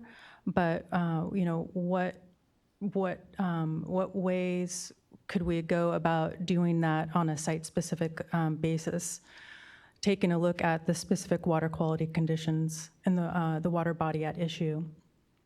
And when Elby was talking, I wasn't sure if your scenario that you were contemplating was a site-specific water quality objective, or it was the application of the natural source exclusion approach that could be taken in a TMDL. And then I have one last comment after you if you want to address that. Well, I don't know. I think you could use a risk-based approach and say, well, what I'm trying to do is exclude the natural sources and not control the natural sources. That's why, because you get less risk even from birds. You have some, but less. And that's kind of why I think QMRA is kind of a good tool too, because you'd have some risk associated with the birds too. It would just be a smaller risk. Right. So, and similar to what she talked about earlier about the reference beach approach that they successfully implemented, the natural source exclusion approach essentially recognizes, typically it would be in a basin planning exercise like the development of a TMDL, where you have to demonstrate control and identification of all human sources. And then you can allow for exceedances based on the exceedances of natural sources. So it's a tool that we identified in the statewide bacteria plan, along with the high flow suspension of Rec 1 use or the seasonal suspension of the Rec 1 use when it's demonstrated that the Rec 1 use is not feasible. So there are different standards tools that are available to, it's more top down rather than bottom up. So a lot of what we've been talking about is implementation and how to best target implementation. So what I'm suggesting is that there's also ways at getting at standards attainment, but at developing different standards actions. Thank you for that. Thank you, and I apologize, Stacy. No problem at all. I'll buy you a drink later. All right, can we get some people with the microphones to help us out a little bit, maybe? Oh, you guys are there, great. So we got a question over there in the back, and then one right dead center. So I think 1, 2, 3, and 4. We'll go in that order. Hi there, Amber Baylor, South Orange County Wastewater Authority, and your comments lead directly into kind of the question I had related to seasonality. We have Stacy, we have Rec 1 standards, obviously, and we do a lot of that monitoring at the beaches. We have diversion projects that have shown that seasonality, they do an excellent job. And so I guess the real question was related to use attainability analysis and, potential mechanisms on modulating rec to limited rec. Through seasonal patterns. It was clear to me through these green infrastructure discussions that these hypothesis testings are still yet to be determined as far as potential ways to mitigate in these wet weather events. So when we look at kind of like a holistic approach, can you actually use these type of evaluations to seasonally modulate those recreation criteria as we refine further on these site-specific science tools? I think to address that question, primarily what we're looking at is the framework established by the Clean Water Act. And, there's very, very clear, stringent criteria and conditions that have to be met for a change of a use. And that is essentially is that an existing use may not be removed. But the question is it existing? And maybe during certain seasons of, say, like flash flooding events where it is patently unsafe to use the water, or there are hydro modifications for flood control and whatnot that additionally render recreating in the water system unsafe. And so there's a means by which you can demonstrate that Rec 1 is actually not occurring. And then the water quality objective would be revised, commensurate with the lifting of that, with a temporary lifting or seasonal lifting of the Rec 1 standard. So that's a standards action. It would be done by the regional board. There have been a couple, a few, I think, in the LA region, maybe San Diego region, perhaps one other. Very limited circumstances because, again, we have to operate within the constraints of the Clean Water Act. And then they go up for state water board approval, and then of course EPA as a standards action has approval authority. You're three, so next, go ahead. No, you're good. Thank you, guys. First one is very, very specific. I'm not too sure who's going to answer it. The second one is more general, and I practiced last night. The new bacteria provisions included in an implementation section that presents alternative TMDL compliance demonstration pathways for MS4 sources through either a reference system or natural source exclusion. No guidance has been provided on how monitoring data and current scientific understanding / tools should be used to support these pathways in a given water body. Does the state have plans to actually provide guidance to MS4s to allow for the needed data sets to be collected, evaluated towards alternative compliance? And it's from the February 2019 document. Yeah, I think I can probably speak to that. Stacy, you can add anything if you need to. Yeah, so that's when we did our standards, our statewide water quality objectives. We also put in that implementation, those 2 implementation options. So no, we have not provided detailed guidance for how what data you would need or how to collect the data or what would be your threshold in order to apply either of those, the reference system approach or the natural source exclusion approach. I do not have plans, as far as I know, the State Board does not have plans to develop that guidance. I would recommend that that's something that really be discussed with your regional board, because I think it's probably going to be a fairly water body specific discussion. Okay, that's a great answer. I would just add that that those, we include about 4 or 5 implementation tools in the bacteria plan. They are in essence an acknowledgement that those tools exist. They do not pretend or purport to actually provide guidance or authority or implementation guidance that can be followed by an MS4 to satisfy them. So that is to say, it's an acknowledgement by the State Board and support that those tools may be utilized by the regional boards in the development of a planning action such as a TMDL. Okay, and then the second question, this is really broad. We were talking about sources all morning. Controllable, uncontrollable. Controllable is what's in our permits. So how far are we really going to go onto our sources? I mean, we have to be truly realistic about this. So I just wanted to, and I saw controllable in one of the presentations today, and I was very happy to see that word, because words matter. Yeah, well, I'll take that. But I first wanted to say that I disagree with your direction that that'll have to, that terms of these alternatives will have to take it up with your regional board. Like I could say, I'm just speaking for all the, possibly, but we, going back to we have so many competing priorities with limited basin plan resources to consider that. We get asked to do that as part of our train and review, but weighed against all these other competing demands, it's not a priority because there's a lot of work. And you say, well, State Board will do this guidance and make it easy for the regions. Ain't going to happen. They don't have the funding and resources. For that to happen, it's going to have to be done. We're going to have to get past some of this legal contentiousness, because it's not going to be in any region's interest to stick their neck out and then go through this process of petition and legalities.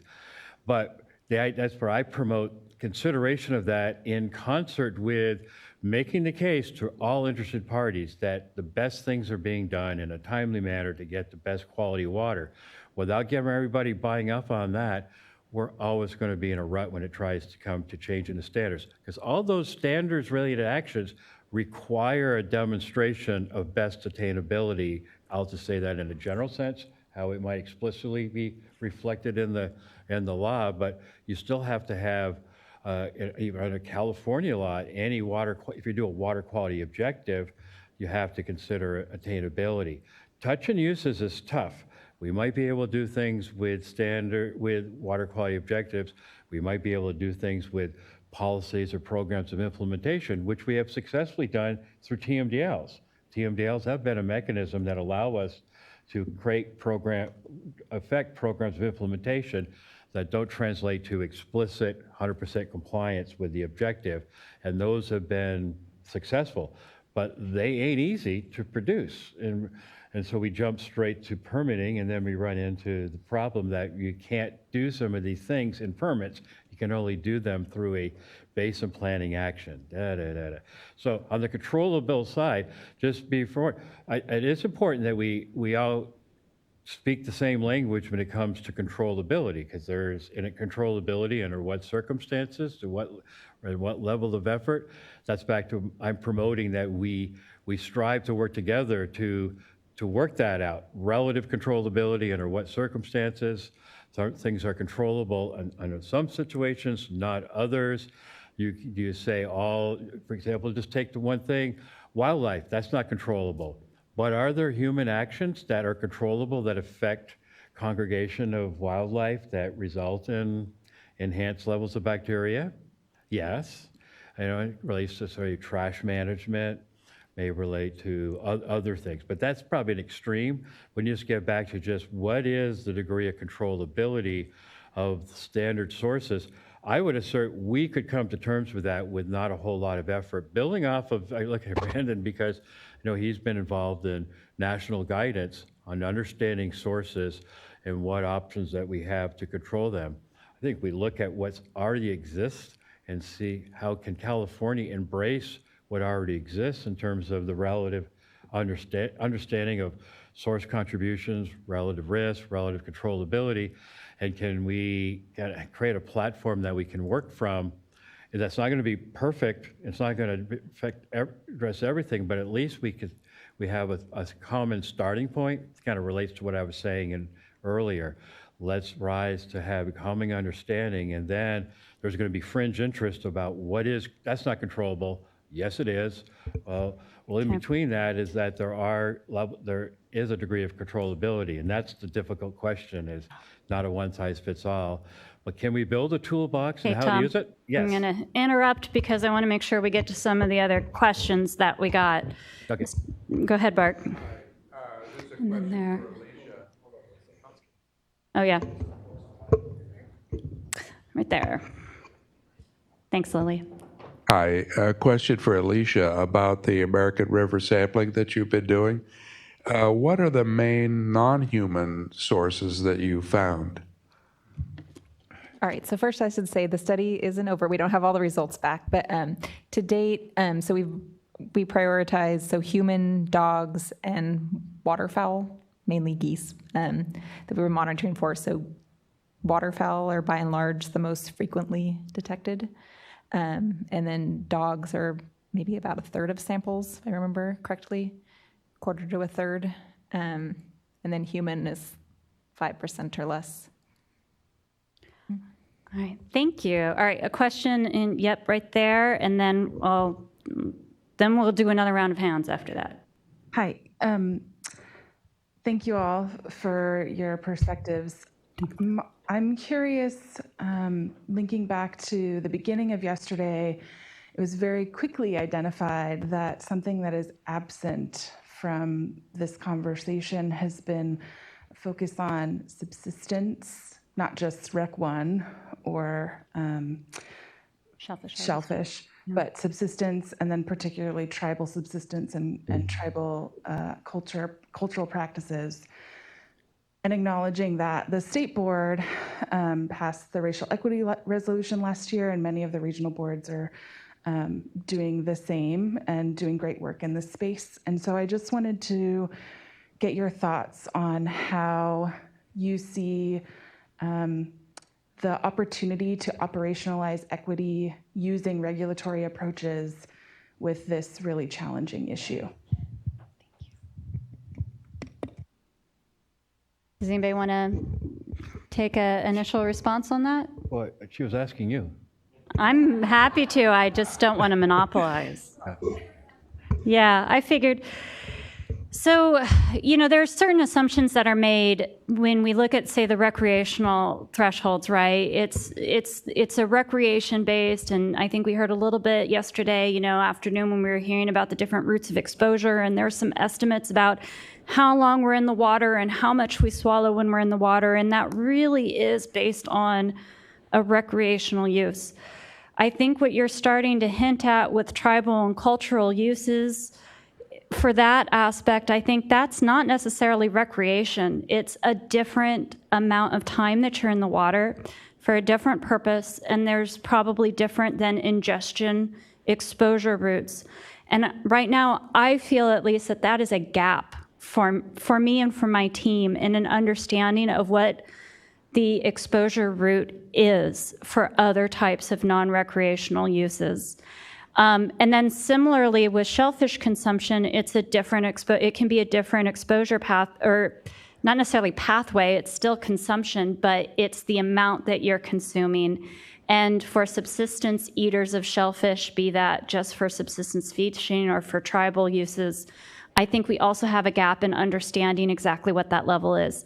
So that's what I would like to, if I had all the resources in the world, I would like to explore and get a better understanding of those exposure routes and timelines. And I think then it's a recalculation of what then those risk levels are. So I guess that would be my response. That's what I would love to do if I could. I mean, and I think then it's the resource balancing issue. And I have to add, I really welcome that. It's an insightful challenge. And I was reflecting on something I said earlier, where there's certain communities, say with the beach economy, that has the initiative to take on things. But what about what about disadvantaged communities, EJ communities? How do we make sure we are in California true to our word in terms of our commitment to equity and the like? It is something we aren't in a position to say we've got it. We're on it, right? It is. We have to just commit to get on it and look at. And it's something I can tell you. All the board folks are thinking seriously about what can we do above and beyond what we're already doing to make sure we are accounting for environmental justice in what we do, making sure there's equity.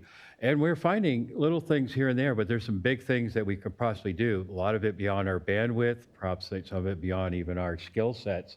But we're not shying away, at least. So the challenge has been stated, and I think you just need to keep pushing us. And the public needs to, slowly but surely will embrace this. And we want to make all our water safe for all communities, not just those that are the most evident.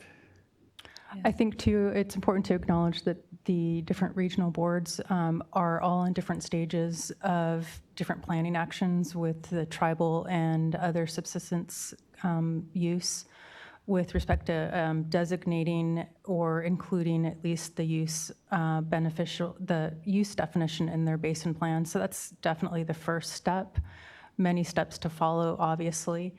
I don't know if anybody here wants to talk about what their region's doing specifically with a designation, but I will speak just briefly. I had a question that arose yesterday when Rebecca was talking about the shellfish, and then we had some of our speakers from SWRCB talk about the risk, or the water quality objective was potentially, studies might be demonstrating too high or not related to risk. I'm not sure if I totally understood that, but from my take home was maybe the objective is set too high for the use, but noticeably the definition of the use is for recreation and commercial. So maybe that objective is too high. However, maybe when we actually identify that there's subsistence consumption of shellfish, maybe there's a subset beneficial use identified for either the same water body or just different water bodies that maybe has an objective equal to the existing shellfish, different indicator, but you can see the introduction of subsistence consumption will have an interplay on planning. All right, I'm recognizing the time has gone fast. Jeremy, though, I don't want to cut you off on this question. Was that a look like you wanted to add something? No, we're expecting to find what Stacy just articulated, but I will put a plug to any of our partners in the San Diego region that we are embarking on a project to identify water bodies to designate for our tribal and our cultural uses. So if you're not already on our email list, you can find it on our webpage, and we'll be able to plug you in at the right participation time. Thank you. Hope, I know you had a question. I suspect that there are more questions in the audience. We also want to respect everybody's probably need for a break. So we're going to break now, and I'm going to turn it over to you, Ryan. I say ask your questions of all of us as we go through the rest of the day and into tomorrow. And I apologize. I wish we had more time for some of these because they're excellent. Yeah, and please use the Bioswale parking lot as well to note things. Real quick, Joe, do you mind putting up the slide that shows what question we're asking of the small groups? Because what we're going to do with the online folks, we're going to pause. Everyone's going to go on a 15-minute break until 3:30. At 3:30, find your same groups that you were in this morning, same spaces, same facilitators. We're going to ask a similar question, but in this time, what opportunities do you see for regulatory structures that most effectively align with the goals of waters that are safe to swim, shellfish that are safe to eat? What regulatory opportunities are you hearing about? Are you thinking about?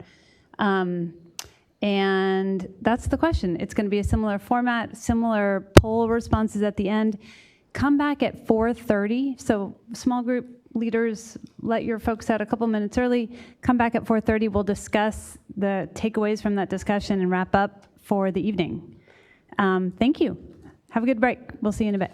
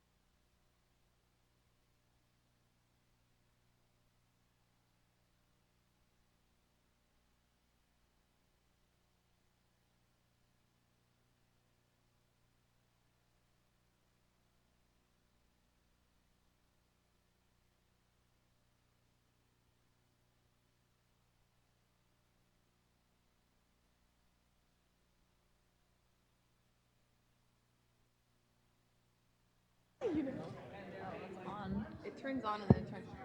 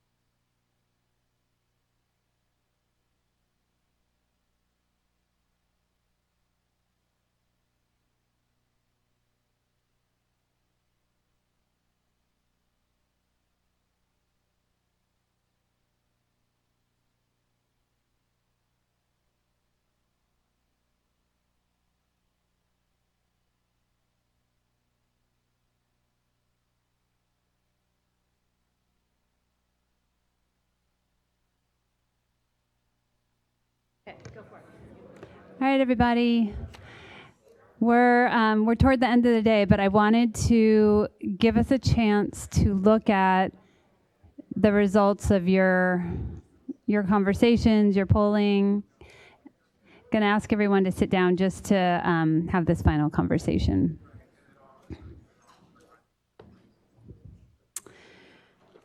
All right. So we asked you the question. First of all, I had a chance to walk around and listen to many of your conversations, and they were incredibly substantive, especially impressive for the end of the afternoon. But thank you all for just diving in. And so, Joe, if you'd be willing to show the slide, this is, again, a lot of words. A lot of words and a lot to take in, and we're going to talk more about all of this tomorrow. But this gives you a sense of some of the things that you all were just talking about. And this is, and I think this is the safe to swim.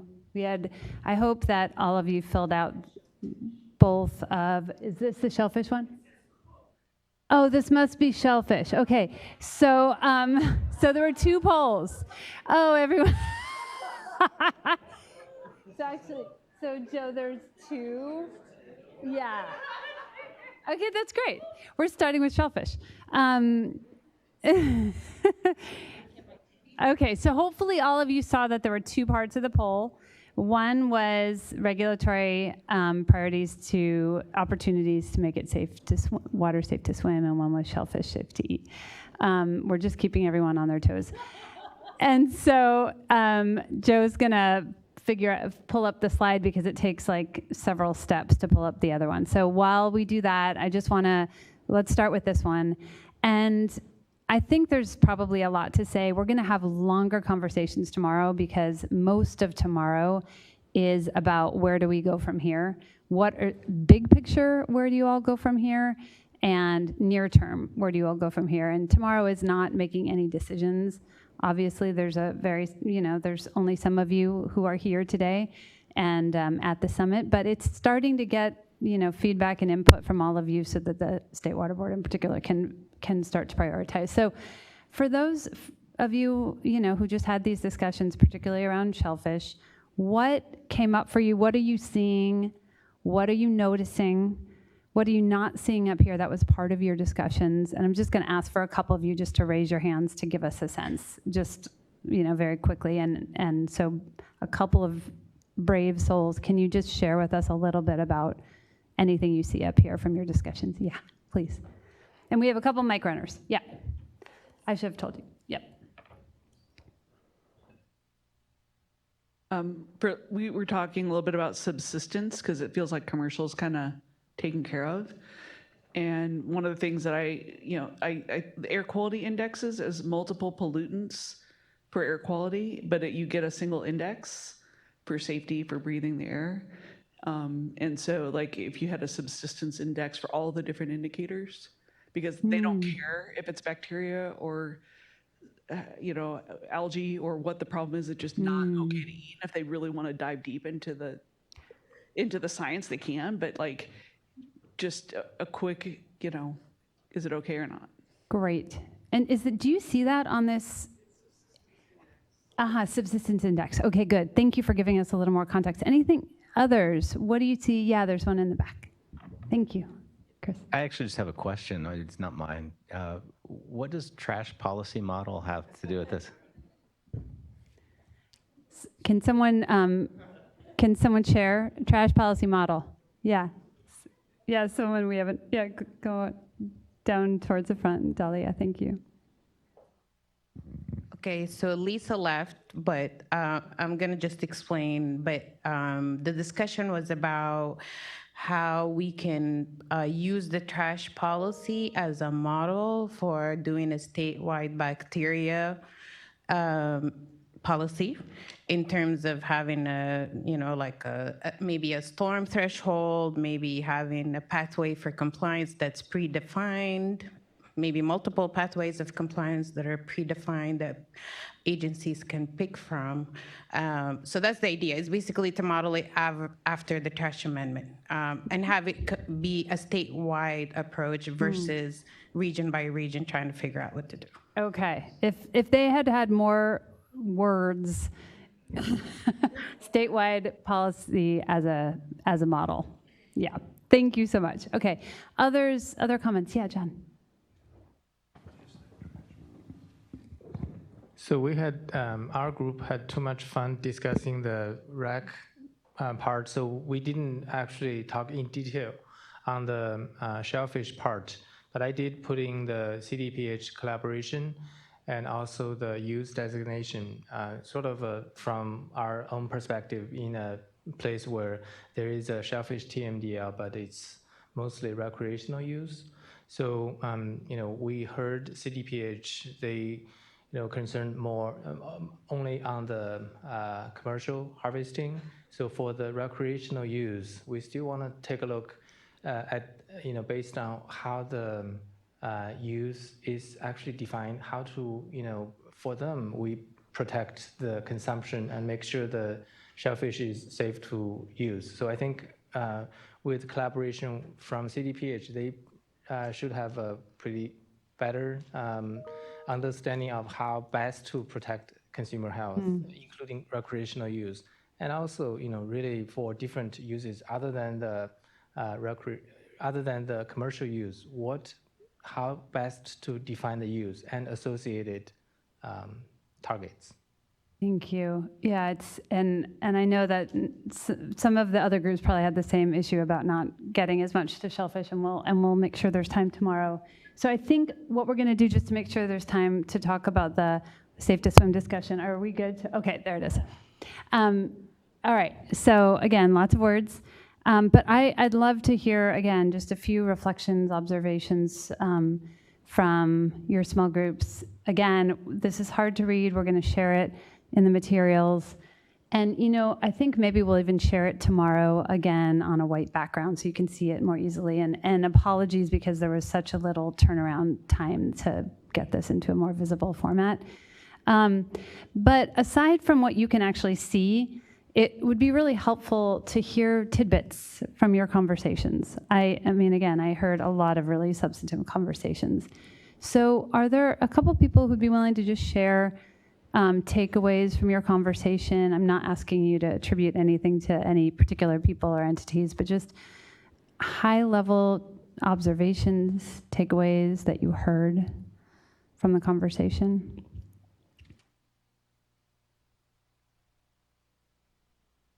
Yeah, okay. I see a few different hands.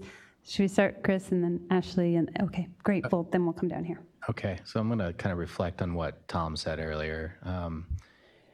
Just from a practical standpoint, you kind of stand back from this. We're talking about being able to safely swim at places we want to swim, right? And that at its core is a public health discussion. Safety of being able to swim. It's just interesting to me that we engage with county environmental health organizations to sample through AB 411, for example. I think they're far less involved, if any, in TMDL implementation, on source tracking. There's, from my experience, with regard to REC, little to no involvement from the state public health agencies. And I think it's a real missing piece here. Whatever we do moving forward, if anything, that changes standards or modifies them or changes uses, which is obviously hard, that's going to go under pretty heavy public scrutiny, right? As it should. The public health agencies are who we rely on to make sure that people are safe doing the things that they want to do. While we were sitting here today, I just looked up OEHA's mission and looked up the Department of Health's mission. This aligns with both of those agencies very well. So I encourage us, and hopefully we can have this discussion tomorrow, how do we engage them? How do we find the resources to get them engaged? Because I think at the end of the day, we're not the people telling whether it's safe to swim, those who are in this room right now. Yeah, that's great. Thank you so much for calling that out. I saw a lot of nodding heads and heard a lot of murmurs of agreement. Thank you. Other comments? There were hands up down towards the front. Yeah, go ahead. Harkening back to, excuse me, Rebecca, when you were talking originally about standards, you know, having two parts. There's the water quality objective and there's the beneficial use. And we rely very, very heavily on the water quality objective to determine compliance. And similar to where a lot of our MPDS permits are going with alternative means to show compliance, I think we need to look at alternative means to show beneficial use attainment. And similarly to what was talked about here and what Tom was talking about is, you know, okay, maybe if you are not meeting the objective, but you can show through your QMRA or an epidemiological study or a variety of other tools that combined give you confidence that that use is being attained, then you're in compliance. But Yeah. that's a more nuanced and thoughtful compliance determination, which actually I had this conversation with the regional board staffer in my group saying, so how do you think your permit staff would feel about that? You know, the folks and your permit audit staff, like. Yeah, it's a really nuanced and complicated conversation. Ashley, do you want to springboard on that? Yeah. Yeah, because we had a similar conversation, and then we added sort of the component, not only is it the standards piece and the compliance piece, it's then the communication piece to the public. And NGOs and all of those folks. So when you do take that right turn and you suddenly went from meeting a standard to doing a QMRA, that ability to communicate why you did that it wasn't just avoiding the standard, that it was actually doing something better, that's one of the big challenges, that people understand why you did that. And that's one of the hurdles in working with, the public or the NGOs, that we need to explain why we did it effectively.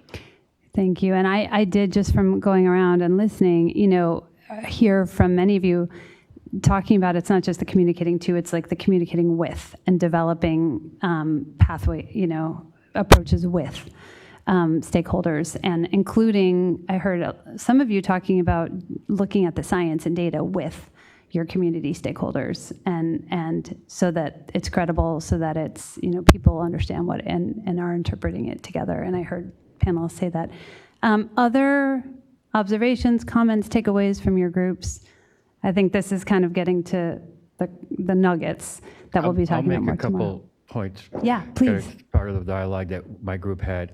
One is just a clear example reflected in what's happened in Santa Barbara without being compelled through a TMDL or a strong permit. It shows that if there's a will, there's a way. Why does that happen? Because there's not the regulatory legal tension there that exists elsewhere, but there's a commitment to do the right thing, and so the regional board has limited staff capacity, but Santa Barbara stepped up on its own initiative. How do we how to make that happen is really difficult under the current, money. Of course, you have to have money. They had their own self-interest to do it right. But at the same time, we also have these legal tensions that are making it really difficult for people to step up, the lack of trust. So one of the things I noted, it's where we've had some degree of success doing statewide stuff, is when the state board will convene a independent expert panel present the objectivity of the state of science, say about what we're talking about today, because even with good staff, talent, and capacity, capability, we're still dealing with the politics and the legal process, where it really helps to have that independent voice telling the decision makers, which are subject to a lot of pressure, the board members in particular, to do the right thing. So that's easier said than done, because it has to be tied towards how will then any recommendations be implemented. It doesn't do any good to convene a panel if it's not tied to next steps.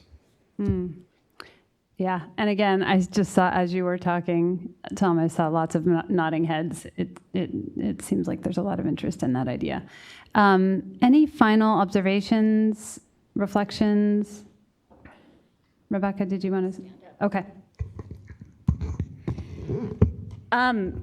I think this is some very good input for some of our discussions tomorrow, because I think what I'm really hoping to walk out of tomorrow afternoon with is some more clarity around what we might want to explore. We're not going to completely fix everything by the end of this summit. There's no way that's going to happen. But what do we want to explore? What is really worthwhile for us to put some more time and effort into? Tom, I've been thinking a few times today about an expert panel. I've been thinking about alternative compliance pathways. I've been thinking of quite a few thoughts, and none of them are going to, be straightforward. They're all going to be complex, and so I just feel the need to put everything. I mean, this is maybe too many things on the wall, but try to get enough of what's really key and keep distilling all these points to what is possible, what's worthwhile. And then I think there's going to be a follow-up step to then, okay, I think I want to have a discussion within the Water Board's organization to talk about what we might want to further explore. I would challenge, and I will challenge at the end of this, those who are implementers of some of the work that needs to happen to think about what you guys might want to move on with and forward with too. And then start thinking about how we can come back together again and share what might be more concrete next steps. But all of this is I guess that's what I want to say, because I have some like little thoughts going through my mind that I'm still processing as well. And so I want to bring that, I want to chew on that tonight, and I want to bring that tomorrow. And so I guess that's my request to all of you, is to bring that too for tomorrow with what do we want to have as our priorities. Yeah. Sorry. Okay. Any final reflections before we wrap up here? Yeah. Please, John. Hi, everyone. Just another maybe request or a question for you all. Is there anything from the federal level that might help with this? Well, like additional guidance or, like. I was going to say, let's try not to laugh. That might help with this, because you're facing a lot of challenges in all of these discussions, and you're not the only ones. And so we hear from other states and EPA regions, for instance. And just as you're talking about this, you're not alone in all of this. So if there's anything that might be helpful, it would be helpful for me to hear it, or kind of capture that information and give it back to me, and I can take it home. And well, that's great. I think folks are going to take you up on that. I just have a feeling. But yeah, so it just is an option. Like, we're a partner here too, and yeah. We're all in this together, and we do have the same goals in mind. So if anything will be particularly helpful, let me know. Thank you. I'm sure people will be coming back to you tomorrow, if not in 2 minutes on that. I think, John, you had one quick comment? One quick follow-up. Well, can we come back to John tomorrow on that? Okay. Because I do want to let folks go, but I think that's going to be a topic. Tomorrow, we're going to spend a little time in the morning just sort of following up with what Rebecca said, just reflections after this has been percolating. You'll hear from the Water Board and the conveners, and we'll hear from all of you. And then we're going to talk just specifically big picture and near term. What are, for you, those of you in the room, what are standing out as clear priorities? And that will just be input for the Water Board, and it will be input for all of you. And we're gonna, tomorrow we'll have a shorter lunchtime, and we'll be letting everyone go around by 3:30 or so. So that's kind of the overall arc. We'll be leaving with sort of next steps, what to expect, more or less high level. Anything else before we close for the day? This was another really big day. Thank you all so much for sticking it out, and we'll see you tomorrow. Okay, thanks, good night. Bye.